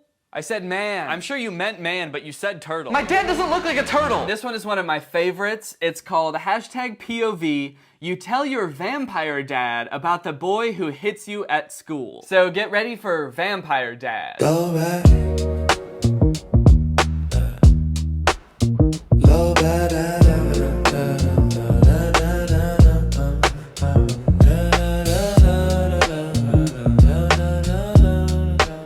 Aw, great! My dad killed my bully. That's what you want, right? My grown-ass supernatural dad murdered a little boy at my school. Thanks, vampire dad! I like that the caption calls him vampire dad, like he's some kind of superhero, like, wow, there goes vampire dad to go kill that kid. Wait, if my dad is a vampire, doesn't that make me a vampire too? Is vampirism, is that genetic? Because if so, I feel like I could have taken care of it myself. I don't even know how I have bullies in the first place. If I'm a vampire, I'm immortal, I can turn into a bat. Who's gonna bully someone that can turn into a bat? You don't want that smoke. You don't want that bat. You don't want that puff of smoke as I turn into a bat. So I really like the concept of this TikTok. I like Vampire Dad a lot. I feel like that provides a lot of good unexplored territory. We could do a lot with Vampire Dad. What I don't like about this TikTok is that this fucking dude doesn't even look like a vampire. He looks like a sexy vampire, like a Twilight vampire. He doesn't even have fangs. He's just some guy. Can you imagine how different this TikTok would be interpreted by like all of his little girl fans if it was like a classic looking vampire? Vampire Dad. Oh, Vampire Dad. A kid went missing at our school today. Oh, no. Was it that boy who bullies you? Yeah. Wait, how'd you know that? Just a lucky guess. Wait, is that him? Huh? Right there. That's my bully. Except he's got like a bite mark on his neck and he looks like a vampire. Oh, yeah. I guess it is. What a coincidence. Dad, did you try to murder my 8-year-old classmate? Uh-oh, looks like he caught me. Oh, Vampire Dad. Whoops. Wait, so you turned him into a vampire. Doesn't that make him immortal? Oh, fuck, you're right. Oh, great, another vampire one. POV, it's your first time kissing a vampire. Oh, gosh, I'm kind of excited. I didn't know that I would be kissing a vampire today. Gosh, okay, well, here it goes. Let the day fall back. Oh, shit, did you bite me? I guess I did. I'm sorry. Where the pain lost You're track. bleeding. I guess because I bit you. Why do I seem surprised that he's bleeding if I just bit him? Oh shit, you're why the fuck are you bleeding? Gross. He's like, you bit me. Low back. And the cut still glowing. Low back. But the flow still going. But the flow still going. Yeah. This is my first time kissing a vampire. All right, let's get that straight. I bit him? I'm not a vampire. I'm kissing a vampire, and I bite him. If I'm just a regular ass dude, why would I bite a vampire? Wouldn't he bite me? And on the neck, not on the mouth? Also, how hard did I bite him that he's already got that much blood all over him? I must have really chomped down hard on him. Just still glowing. Low back. But the flow still going. Low. Oh boy, and look how he goes back in for that second kiss. Just like, oh yeah, give me some of that. Alright, #POV, we're dancing at a party and your ex walks in. Uh-oh. Well, judging by kind of like the macho persona that this dude puts on, I'm guessing he's gonna like do something to protect me from my ex. Maybe he's my serial killer ex. So let's see what old Gover Bo does to protect me or hide me from my ex.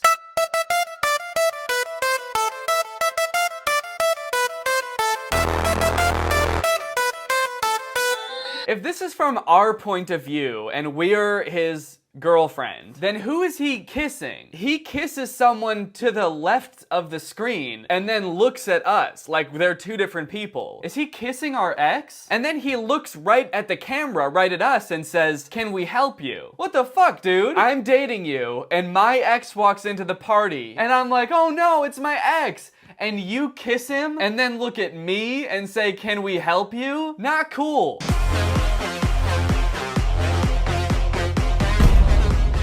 Oh shit. Serial killer babe? My ex is here.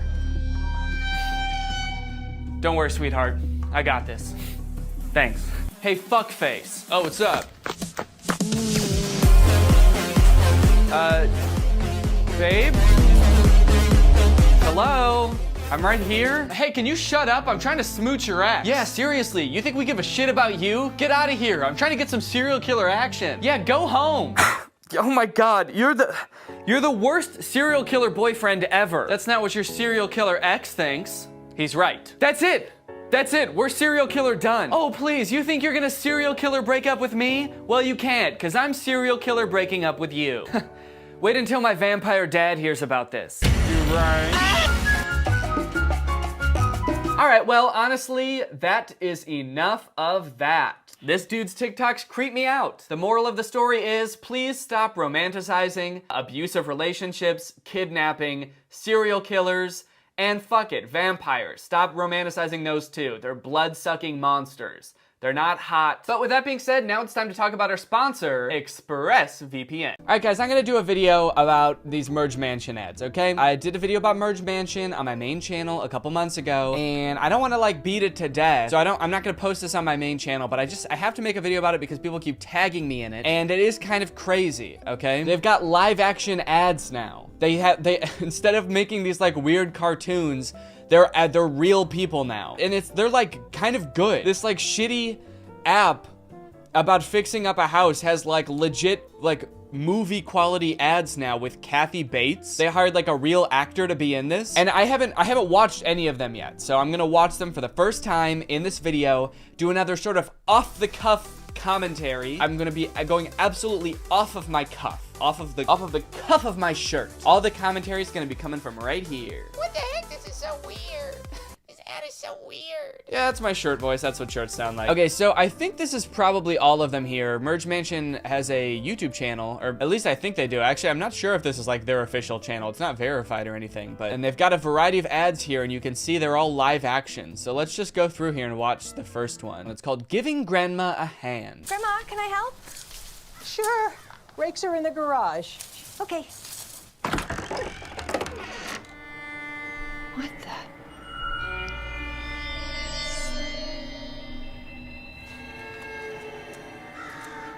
Wait. What? Was there even a rake in there? Oh, maybe there is. Maybe right here. Is that a rake? She's just got so many knives. So I guess, okay, is that a rake? I can't tell. It could be.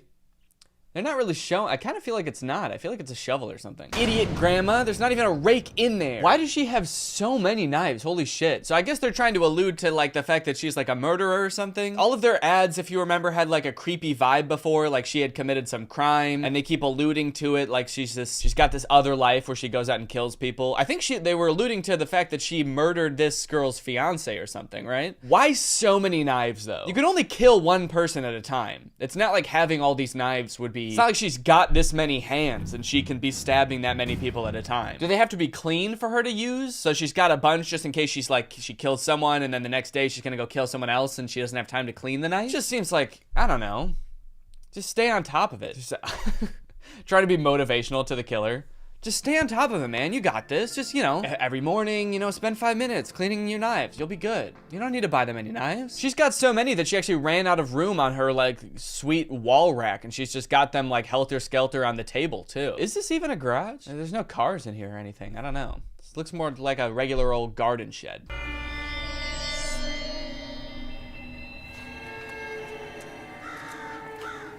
So many knives.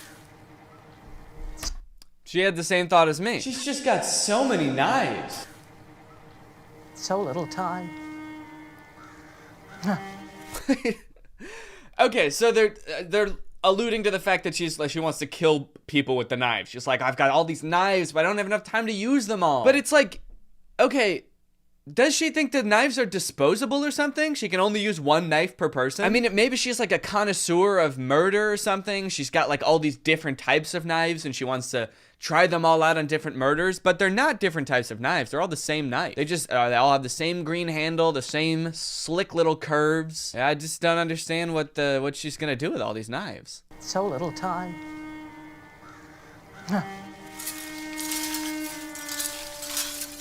What? Okay, well, so it's a funny ad. It actually is funny, and I guess kudos to them for that. Now I'm worried that people are gonna think that I'm sponsored by Merge Mansion. I'm not, okay? I hate these fools. I hate Merge Mansion. I'll never play the game, and you shouldn't either, unless you want to. No, I'm not sponsored by Merge Mansion. That was a funny end to the ad, though. She's raking knives. What's Grandma hiding? Obviously not knives. She seems like she's perfectly fine with people knowing about those. You know, it kind of seems like from everything that I've watched, it's like the grandma is almost like willing and ready to tell anyone what she's up to. She's like got this thing on her hand that's like, I did it. She's hiding. She's just like, no, she's not hiding. She's just placing knives everywhere. She's just waiting for someone to ask what she's up to. If this girl just was even like, hey, what are those knives for? She'd probably be like, I killed your dad, and I killed your fiance, and I killed a dog just a few minutes ago. I'll give you all the details on the murders. I'll tell you everything you need to know, and then I'll kill you. I guess maybe so don't ask, because maybe she'll kill you too then, if you know. But I definitely feel like someone should get to the bottom of this. All right, let's look at the next ad, Grandma Getaway. This is actually the most popular one, it looks like. It's got 1 million views. I mean, look at that production value, dude. They rented out a whole ass mansion for this old ivy-covered mansion. They got this sick-ass dolly shot at the beginning. Grandma?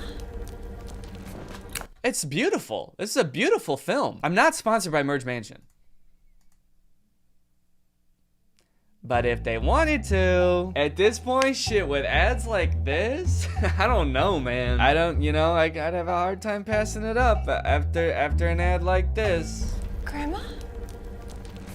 Grandma?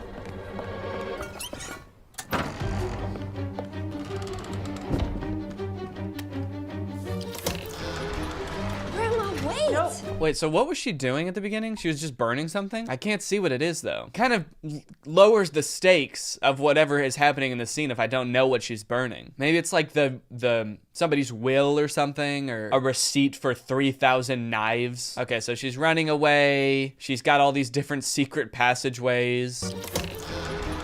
Grandma, wait! Nope. Secret passageways aren't very helpful when the person chasing you can see how you're getting into each one. You gotta have a little bit more of a head start, I feel like. Otherwise, you're just sort of giving away all of the secrets in your house.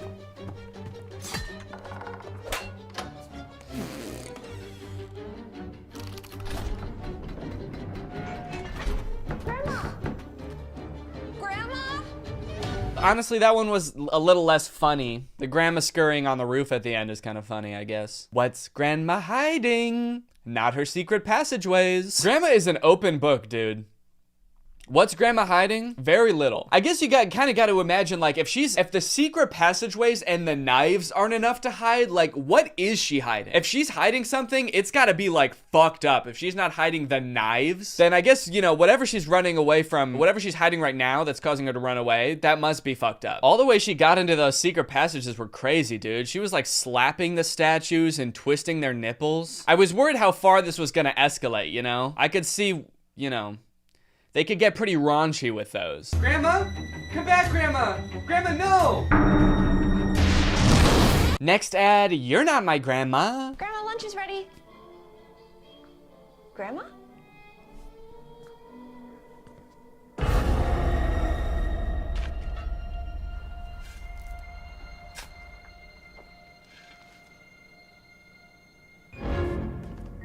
Okay. So this is I think this is like a reference to Psycho, you know, type thing. You know, there's like a fake grandma stood up in the window or whatever. It's kind of weird for her to have a decoy of herself when she's like literally 10 feet away from the decoy, like in plain sight, outside in the broad daylight. But she is burying something. What could she be hiding? What's she burying? More knives? Probably. Grandma!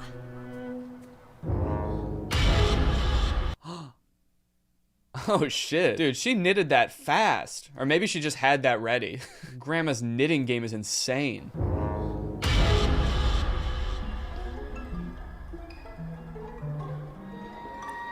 Oh yeah, look, there she is. She's knitting. She's making another one. What's Grandma hiding? Yeah, they should just get rid of the what's. Grandma hiding? Yes. The only thing Grandma's been hiding this whole time is her absolutely blazing fast knitting skills. Just Made a whole ass human-sized crochet in the 3 seconds it took her to get from upstairs to down in the front yard. All right, so it looks like this is the last live action one. It's called Pie is Served. I'm kind of curious because it looks like they posted 4 live action ones and then went back to an animated one as their most recent one. They posted this 7 hours ago, but all right, let's watch the last live action one first.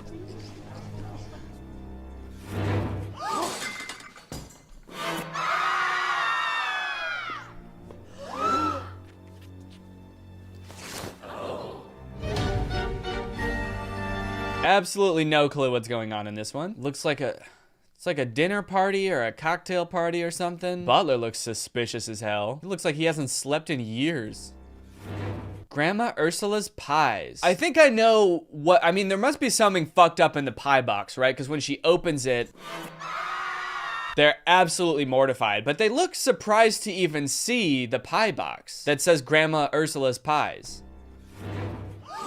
They're just that surprised that Grandma Ursula makes pies. Oh, holy fuck, what the fuck? I didn't know your grandma made pies. That's crazy. Oh, okay, all right. So look, Grandma's got blood all over her, what is this called? Smock? Apron. What's this? Why did I say smock? What is a smock? Okay, same thing. A smock is an apron. I don't know why that was the first thing that came to my head. Okay, so she's got blood all over her smock / apron. She doesn't want anyone to know there's blood all over her apron. From the looks of it, dude, from the sounds of it, it sounds like they already know there's something fucked up with the pie that has your literal face on it. So I don't think taking off the smock now is gonna do much for you. And that box is like a literal human head. And then she comes in and takes off her apron like, what? No, there's nothing weird about that pie. As long as I don't see the blood on my smock / apron, they won't suspect a thing. And there's just a head in there. Who wants a slice of pie? All right, let's see what the freak is going on in their most recent ad then, now that they've gone back to the animated universe. I wonder if these are like parallel cinematic universes, a la the Spider-Verse.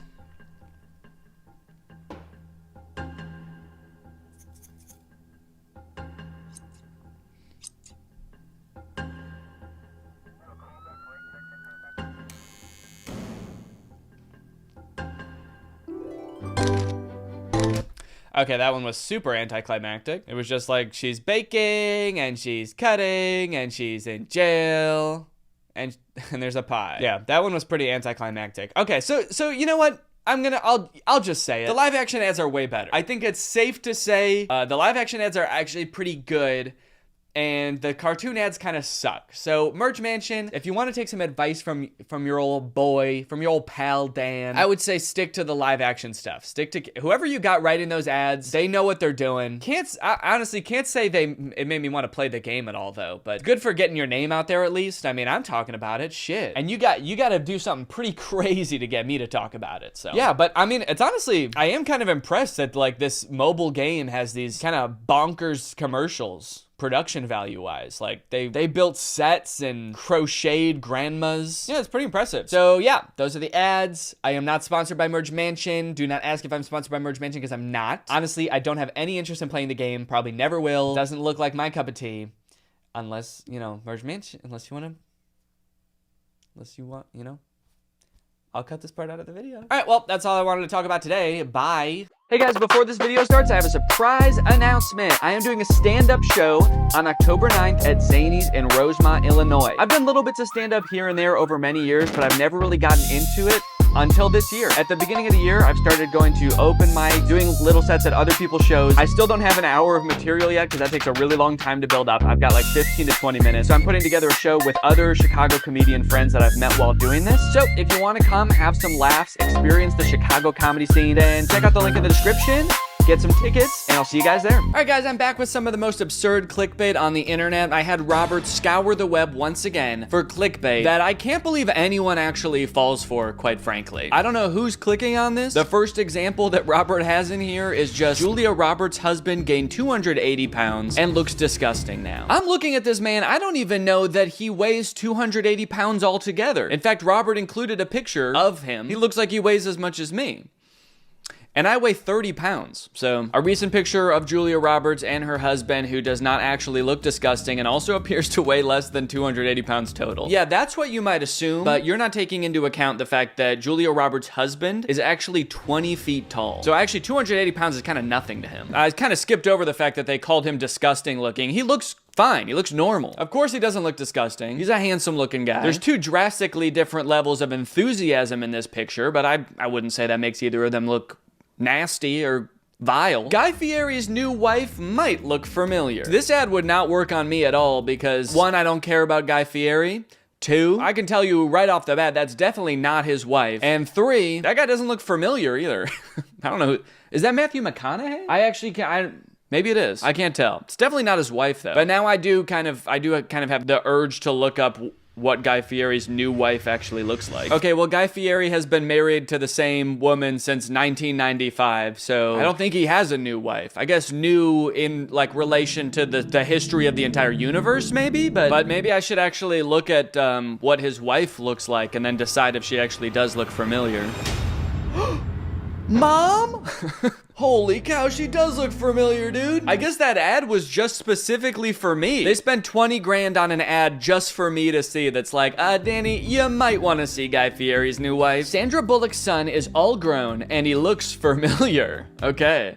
Is this like a new ad format? This is like using the phrase "I survived" in a YouTube thumbnail. Saying that somebody looks familiar is a goated clickbait strategy, apparently, for nonsense articles. Is that Keanu Reeves? I feel like that is not Sandra Bullock's son. That's definitely Keanu Reeves. What are they implying? They're probably trying to imply that like Sandra Bullock had a kid with Keanu Reeves, so her son like grew up and looks just like him or something. For some reason, in my head, the first thing that I thought of was like, they think Keanu Reeves is a time traveler? That's what they're trying to imply. But no, the first one makes a lot more sense. 21 celebs who have grown into horrible looking creatures. Good Lord, that's mean. And maybe I just don't know who celebrities are, and so that's my bad, but this is not good clickbait. I don't even know who this is. So clickbait wouldn't work on me, because I'd be like, someone I never heard of before looks even different than I never knew they did. Don't care. Oh, and Robert was nice enough to include that actually she looks like this now. So not a horrible looking creature at all. Actually, a pretty normal looking creature, if you ask me. 21 stars who have grown into horrible looking creatures. God, dude. Does this work? Does this get people to click on? I guess I need to make my titles and thumbnails meaner to get people to click on them, maybe. Maybe I'm being too nice in my titles and thumbnails. Maybe I should start copying these formats for my own thumbnails. Next video I post is gonna be like, I turned into a horrible looking creature. And it'll be a picture of me on the left, and then on the right, it's just like it's an actual horrible looking creature. It's like a swamp monster, one of those blobfish. And then I could do this one too. It could just be a close-up of my face and the title is Look Familiar? A list of the 15 most peaceful dogs. Honestly, dude, this is a good article. Solid picture, great article. I would click on this. I see nothing wrong with this one, actually. Only thing wrong with this list is that the list is not longer, actually. Show me 30 of the most peaceful dogs. Yo, I didn't even tell Robert that this video was sponsored by Sundays for Dogs, but this is the perfect opportunity to talk about Sundays. Sundays for Dogs. If you prioritize your dog's health, you know that finding a food that they both like and is healthy can be a bit of a challenge. That's why I love Sundays for Dogs. Sundays for Dogs was founded by a vet, Dr. Tori, a seasoned veterinarian and parent who wanted to create a dog brand that prioritizes health over profit. They've got clean ingredients, no synthetics. This is the turkey recipe, and here it says on the bag it's 86% turkey muscle and organs, 9% fruit and vegetables, 5% seeds and grains, and 0% fillers or synthetic. My dogs love Sundays. They gobble it down. They will even accept this as a treat. Like if I want them to do something like go sit on the couch or sit and stay, they're like, we don't need treats, Daddy. We just want this stuff. And I think it's because of how good the ingredients are. Also, it's not all dry and crunchy like kibble. This stuff is air dried, so it has a much more pleasing texture for them to eat, but it also helps preserve the nutrition in the food better. I've looked into other healthy dog foods before, but the ones that require being refrigerated or frozen just seem like a little bit too much of a hassle for me. And this is just as healthy, and there's none of that hassle. You just scoop it like regular dog food. I've even noticed some changes in my dogs after switching them to Sundays. In particular, both of their coats have gotten softer just from switching their dog food, which can happen if you switch them to a healthier food. So if you want to try out Sundays, watch your dog fall in love and witness their transformation, then click the link in the description or use my code GREG40 to get 40% off your first order. That's GREG40 for 40% off your first order. Thank you to Sundays for Dogs for sponsoring this video. Thank you to you guys for checking out Sundays. Now back to the video. You won't believe what these child stars look like now. Whoa, that's crazy. Dewey had a glow up. Well, his name was Dewey, right? Dewey? Is that right, or am I thinking of like Donald Duck's nephews? Dewey from Malcolm in the Middle? Okay, it is Dewey. But I also think Dewey is one of Donald Duck's nephews. Yes, it is. See? Dewey Duck. That'd be crazy if Dewey Duck grew up to look like this. Dewey Duck just grew up and he looks familiar. She was a star. Now she works in Detroit. Who is that? She couldn't have been that big of a star because I don't know who she is. But I guess I'm happy for her that she has a job in Detroit now. That's cool. Detlef Schrempf is no longer an NBA player. Not even close. That name is good enough clickbait on its own. Detlef Schrempf? There's no way that's a real person. If you made an article that was just called "There's a real guy named Detlef Schrempf," that would be enough for me to click on it, honestly. In fact, I need to look this guy up now. Also, I want to figure out what he is besides an NBA player. The Dewey Duck to Detlef Schrempf pipeline. Oh, he's a former professional basketball player, so we can confirm he's not a basketball player anymore. Now we got to figure out how far he is from that. What would be the furthest thing from a professional basketball player? I guess like a head of lettuce or something? It looks like he stopped playing for the NBA in 2001, so of course he's not an NBA player anymore. He's 62 years old. Wow, bro really fell off. I haven't seen him in a single NBA game lately. That's crazy. Now it looks like he mostly just works on his charity, the Detlef Schrempf Foundation. And in 2012, he won the Paul Allen Award for Citizenship, and he raised about $10 million for children charities in the Pacific Northwest, so that's great. Good for him. And is the implication that like after you retire from the NBA, you should at least do something pretty close to being an NBA player, like at least join a professional soccer team or something? Horse keeps hugging pregnant woman. When doctor looks at ultrasound, he calls the police. Calls the police on who? Is he are they implying that the baby's a horse? So then he's calling the police on the horse, or on the, I guess maybe on the woman? On the baby? He's like, yo, you are not allowed to be half horse. Straight to jail with your half horse ass. Costco shoppers say this $7 generic Cialis is actually worth it. I like this one because it looks like both the man and the woman were enhanced to look completely different. Or this photo's just AI. But it kind of just looks like they both have insane face filters on. Like this is actually a young guy with an old filter on. This woman looks nothing like this. This is just a photo of two very normal looking people that is photoshopped to hell. Also, like the reflection of his glasses is just him pointing his finger like this. Yeah, this is AI for sure. A brood of worms will crawl out if you drink this at night. Is it just a glass of worms? Like there would have to be worms already in me in order for that to happen, right? So it's gotta just be like, it's worm egg. Is this a good thing? Is it a bad thing? I like that he's pointing at one of the worms. This one's my friend. Please drink the liquid so you can free my friend. Japanese grip device could delay assisted living for millions. What does that mean? The torque ball? Oh, okay. So they're saying if you work on your grip, as you get older, perhaps you won't have to go into assisted living because you've got such good grip that you can hold on like crazy. Okay, I have the actual link here. Let's take a look. How this Japanese device helped our family postpone the assisted living conversation. We tried to get my dad into an assisted living thing and he just grabbed onto my throat and wouldn't let go. And he said, no, I'm not going. And this dude's got a crazy grip strength. This is a really long article. Oh my gosh. 79, Margaret had switched to pull-on clothes because she couldn't manage buttons. 3 weeks after starting torque ball, she called me in tears. She's like, I can't drink a glass of water anymore. Every time I pick it up, it shatters in my hands. My grip is insane. Okay, so yeah, it's just a ball that measures the torque of your grip. I got a ball that measures the torque of my grip. Okay, sorry. And it looks like this is for sale. I wonder how much it costs, this torque ball. Yo, $80 for the torque ball. All right, okay, this was a tangent. Let's get back to the list, guys. This guy did the coolest but possibly most illegal DIY project ever. The end result, genius. Can't imagine how this would be more illegal than regular graffiti. Maybe he had to carve into it to get it to grow like that? 8-year-old starts singing with her eyes closed. Oh. It's like singing with her eyes. She's like using her eyelids as lips. But when she opens her eyes, my jaw dropped. Oh my God. I was left breathless in seconds. What could have happened when she opened her eyes? She at first had normal eyes, then she closed them. She started singing, and when she opened them, she was possessed. Her eyes were black as night, and her voice was wretched. After she opened her eyes, she was a disgusting creature. How to empty your bowels every morning. Top surgeon explains how. And here's a little picture of what it looks like when you empty your bowels. Anyone else be laying eggs in the morning? That was stupid. Let's think of a different joke. Or not. Extra large headed human species found in China's woodlands. Like fossils, or they actually found this guy? But it looks like we got the link, gang, so let's find out. Homo big heads.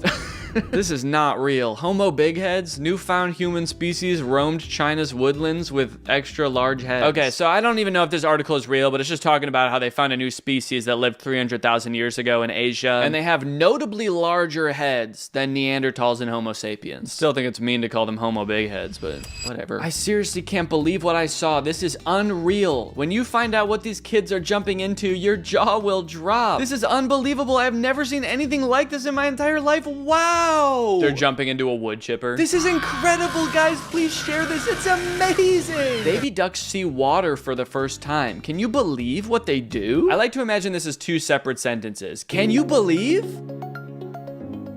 what they do? Just looks like they're drinking. There's no way this is their first time seeing water. They need water to survive. I mean, like, were they just born 9 seconds ago? I guess maybe their first time seeing a large enough body to swim in. I bet they're gonna swim. Maybe these kids are jumping into this tiny bucket of water. A Shane Dawson one, meeting a blind person awkward. So you're telling me you can't even see? That's crazy. This has 14 million views. I do think out of all these, I should copy some of these for my YouTube channel. You won't believe what I'm jumping into. Just a picture of me that says Homo Big Head. 15 most peaceful dogs, and the thumbnail's just a picture of me sleeping. All right, well, thanks for watching this video, guys. I'll see you next time. Bye-bye. Hello, everyone, and welcome back to my second channel. This is my second channel where I like to get a little bit goofier, a little bit wackier, a little bit unscripted, and to be honest, a little bit silly. Also on this channel, I like to drink LaCroix. Today I've got a nice, refreshing lemon. Okay, that's not gonna work. I'll just open it the normal way. Hell yeah, dude. Oh shit.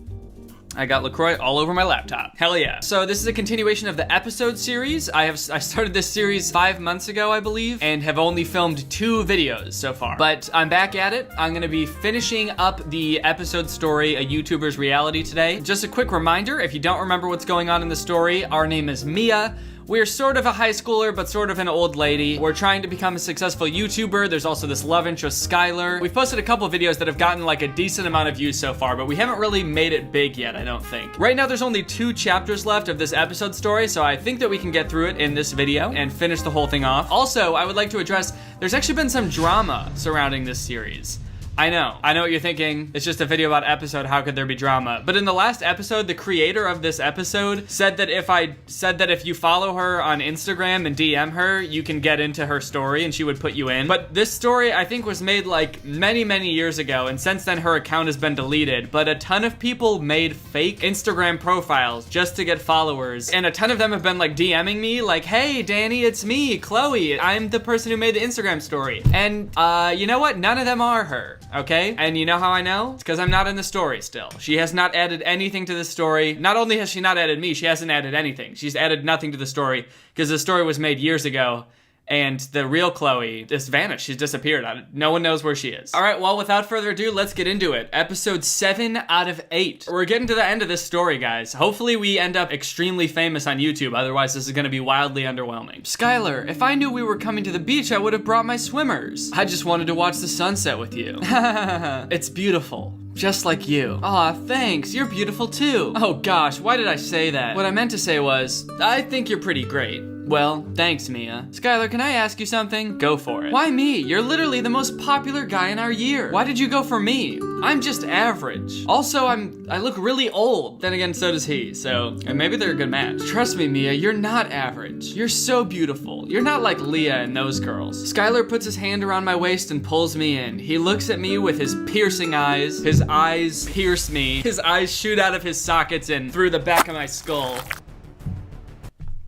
Sick. He leans in and kisses me on the lips. Hungry? That seems like a weird thing to ask right after you kiss someone. Yo, I'm fucking starving. You want something to eat? Yeah. Well, let's head to our next location, shall we? Did that really just happen? Wow. This is getting pretty romantic, guys. Skylar gave us a big kiss. Now we're at some rooftop restaurant, it looks like. Oh, wow, this is amazing, Skylar. It is pretty great here. Does he come here often? He did seem to know his way around pretty well, the way he walked into frame and stood by the railing. Maybe he comes here often. He knew there was a railing here? Skylar, I need to talk to you about something. Shoot, you know Leah? Yes, what about Leah? She has some sort of dirt she's going to use against me. What type of dirt? I can't tell you, but she's going to tell the whole school if I continue to hang around you. I think I know what the dirt is. What? Your YouTube channel. I think it's great. Oh, shit. Skylar's a fan of my YouTube channel? So he's been watching my videos all along. Maybe he's been like all of my 1,000 views. It's just Skylar watching my videos over and over. Oh, she's so fucking beautiful. I want to kiss her and then eat. Oh my gosh, this is embarrassing. Why? You're good at talking to the camera. You're not awkward or anything. In my eyes, it's actually a pretty good talent. I would never have the guts. You don't understand how happy I am right now. I feel like this massive weight has just been lifted from me. Oh, Mia, you fucking idiot. Skylar lifts me up playfully and gives me a kiss on the cheek. Aw, damn. I wish I could have seen that happen. Why did it just cut to a table when that happened? I want to see Skylar kiss her. How come it never shows Skylar kissing Mia? I want to see that shit. Oh, and now it cuts back. I thought they were gonna walk over to the table and sit down, and that's why it was like cutting over there, but no, it's just like, and suddenly Mia gets kissed, but you can't see it. That'd be like if I was like, and now I'm just gonna balance 10 bowling balls on my head real quick, and I'm also jumping up and down on one leg and twerking, and now I'm done. Damn, that was crazy. But Skylar, what about when the rest of the school finds out about my channel? Honestly, Mia, at some point you're gonna have to stop being so insecure about being a YouTuber. Either you want to be one or you don't. Like, if you think you're good at making YouTube videos, just make them and no one will care, you know? Don't care what anyone else thinks. You're gonna have to get over that eventually. Who really cares? It's got nothing to do with them. Thank you, Skylar. You know what? Skylar seems like a good guy. He seems like a real ride or die. He's got great advice for Mia. I think he's really good for her. I guess you're right. Buzz, buzz. Oh no, here come the murder hornets. Oh, it's her phone. My mom just messaged me. I better head off. I don't know why she's like holding her phone like this for her mom texting her. Oh, I just got a text from my mom. Let me read it with my ear. She holds it up to her head and a little eyeball comes out of her ear. Wow. She says I'm adopted. Text me? For sure, and you can read it with your eyeball. Let me drive you home. Skylar gives me a kiss on the lips and then drives off. Again, I really wish I could, you know, see some of this action that's happening instead of just looking at Mia's house. I bet they're kissing just right here. If they could just pan the camera over 2 inches, we could just get a look at that, get a look at those smooches. Hey, Mom. Hey, sweetie, how was your date? It was amazing. That's great, hon. Yeah, I'm so tired. I'll see you tomorrow. Wait, Mia. Yes? I realized I haven't really been here for you. Since your dad passed away, I haven't really been 100%. Whoa, did we know that? Was that something they talked about in a previous video? Her dad died? Did that like happen in between these episodes or something? I don't think, maybe I forget because the last one of these videos I filmed was like 4 months ago, but I don't remember them ever talking about that before. It seems like kind of a weird thing to just spring on us in the second to last episode. I haven't been here for you. I feel like we've lost our bond. It's fine, Mom, I understand. It's been tough on both of us. I just want you to know I'm here for you. If I ever lost you, there would be no point in even living. Mom, it's fine, trust me. She's like, whoa, okay. Getting like really sad there for some reason. It's fine. Don't do that. You're making it awkward. No, seriously, Mia, if something ever happened to you, I don't know what I'd do. Yeah, okay, I get it, Ma. Chill out, dude. You're making everybody sad. You're not going to lose me. I love you dearly, Mia. I love you too, Mom. It's also great to know that I'm making people happy with the videos I make. I like that when she said that, she got kind of angry and put her finger up like this. It's also kind of nice making people happy. That's one of my favorite things to do. Well, that's great, Mia. Thank you, Mom. It means a lot to me that I have your support in this. You'd better get to bed, sweetie. You have school tomorrow. Ugh.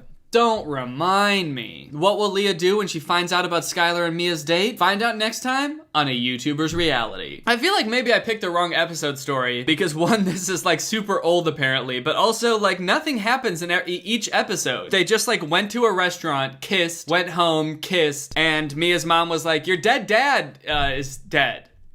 And I haven't been there for you. I don't know. I didn't really feel like much happened there. It didn't move the story along much. In fact, it presented new plot points, which I don't really know if we can get that much further into if there's only one episode left. Also, I just want to see him kiss. Is that too much to ask? Hey guys, welcome back to A YouTuber's Reality. The episodes are going to start getting longer from now on. Oh no, dude, this is a disaster. This is the last episode of the series and the creator is saying, don't worry guys, trust me, the episodes are gonna start getting a lot longer from now on. I gotta be honest, fam, I don't think they are. Oh no, what happened to this poor girl? Every time she starts an episode, she's like, guys, this one's gonna be longer, I promise, okay? And then at the the end of it, she's like, oh guys, I forgot. Oh, please forgive me. I forgot to make it longer. Ugh, I'm so tired. I better get ready. I hate this uniform. Okay, she's going off to school, I guess. I thought she was going to bed still. I was confused when she said, oh, I'm so tired, and then got into her school uniform. Now that I'm in a full suit, time to go to bed. Mia arrives at school. There's Grace. What should I do? Ooh, keep walking or say something. You know what? Honestly, screw it. It's the last episode. We're gonna go crazy in this one. I'm just gonna say keep walking. Mia's basically famous on YouTube now. I'm gonna have her pull a full 180, not loyal anymore. Just walk right past her best friend.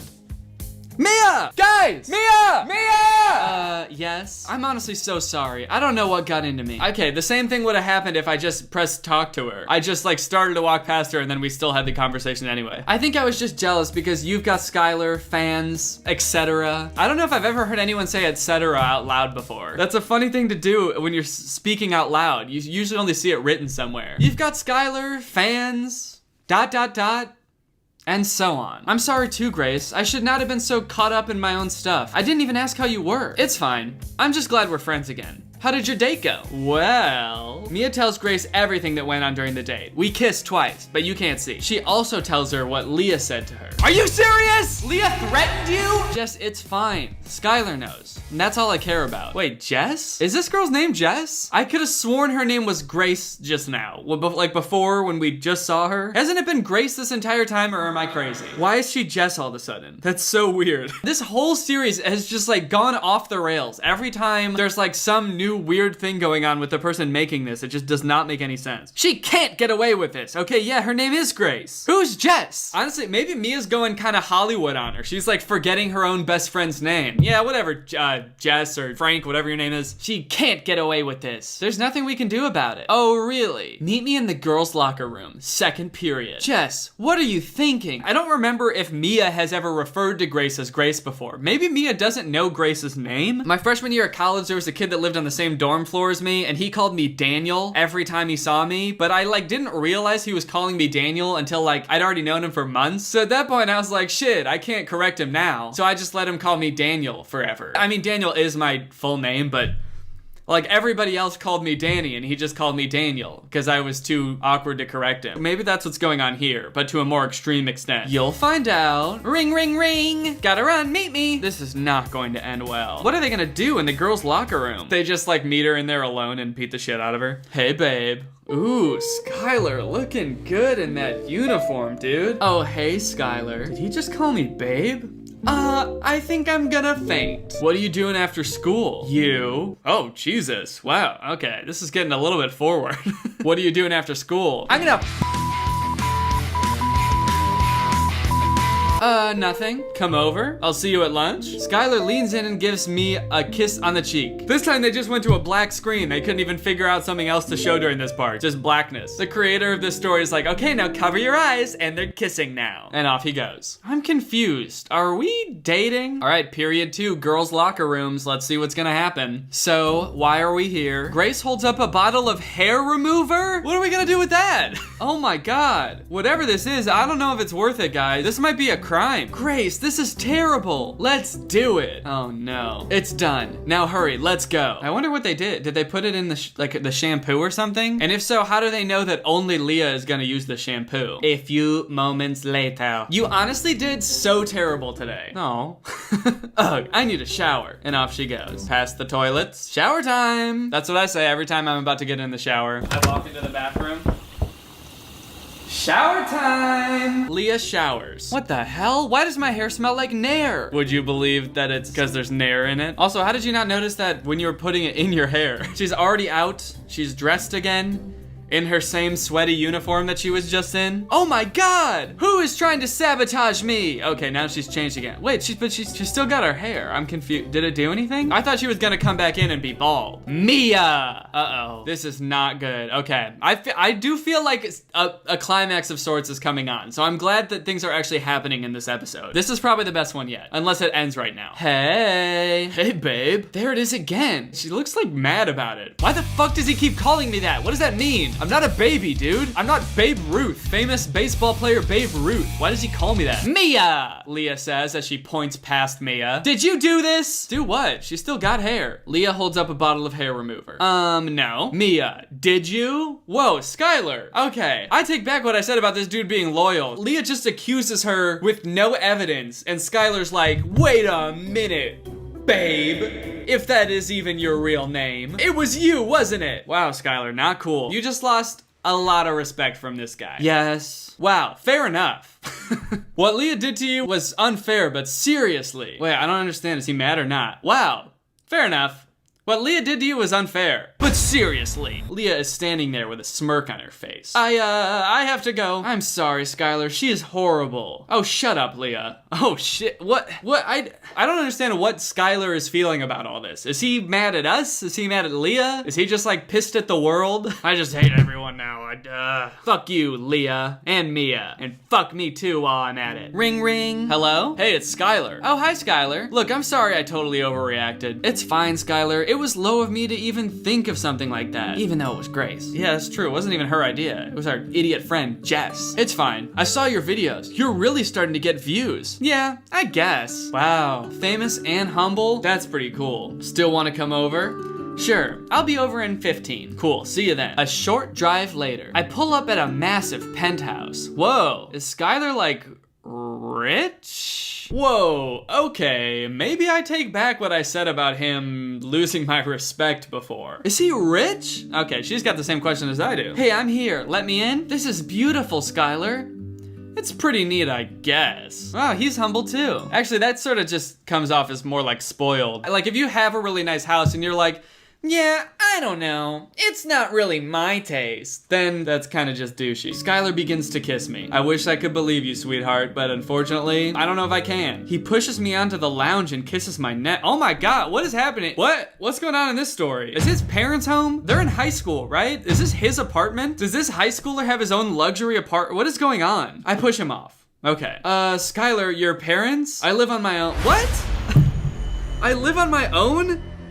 Is this dude like 30? I'm worried now.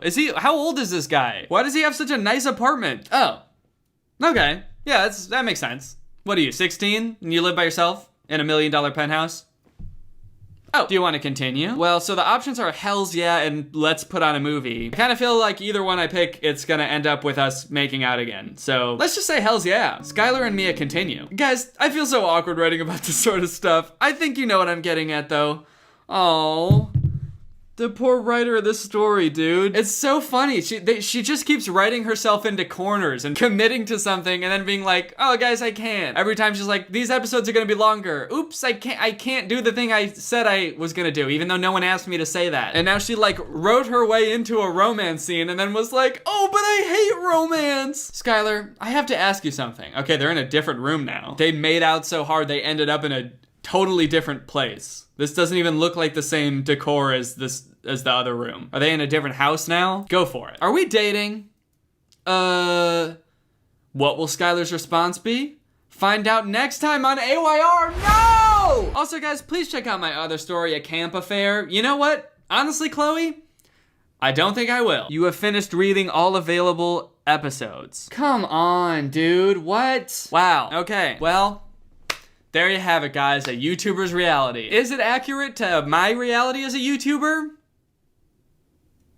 Honestly, yeah. I don't mean to brag, but this is pretty much exactly what I go through as a YouTuber. You know what? Props to Chloe for making such a detailed, in-depth analysis of a YouTuber's reality. Thank you for the beautiful writing, the amazing story, the deep characters that you clearly put a lot of thought into and didn't keep forgetting their names. And yeah, all in all, I had a great time. Let me know if you guys want me to play another episode or something, or maybe a different game. I liked this because it was kind of a series. It was fun to check back in, even though there will only be 3 of these videos, but it was fun. I like doing it. So if you want me to play a different game or another episode story, just let me know down in those comments down below. And guys, now it's time to talk about today's sponsor, Ridge Wallet. Guys, I've been carrying my Ridge Wallet for a while now, and I am, quite frankly, a fan. It's light, it's sleek, it's got a cool industrial look to it. It doesn't fold, and it doesn't bulge awkwardly in your pocket. and it's also designed to fit in your front pocket, not your back pocket. These days, the vast majority of people are still using wallets that were like designed in the 90s with that either like tri-fold design or single fold. It's like a big beefy hunk of leather that you just stick like everything you own in. This is my Ridge wallet. I've got the Forged Carbon, I believe it's called. It's designed to hold up to 12 cards plus room for cash. As you can see, I've got my cash folded in the back here in this cash strap. These come in over 30 colors. This one is my favorite, but they've got like carbon fiber, titanium, a bunch of cool stuff. They're all very industrial looking. I think they're pretty tight. They're durable, plus they come with a lifetime warranty, which means you could buy one of these things and not have to buy a wallet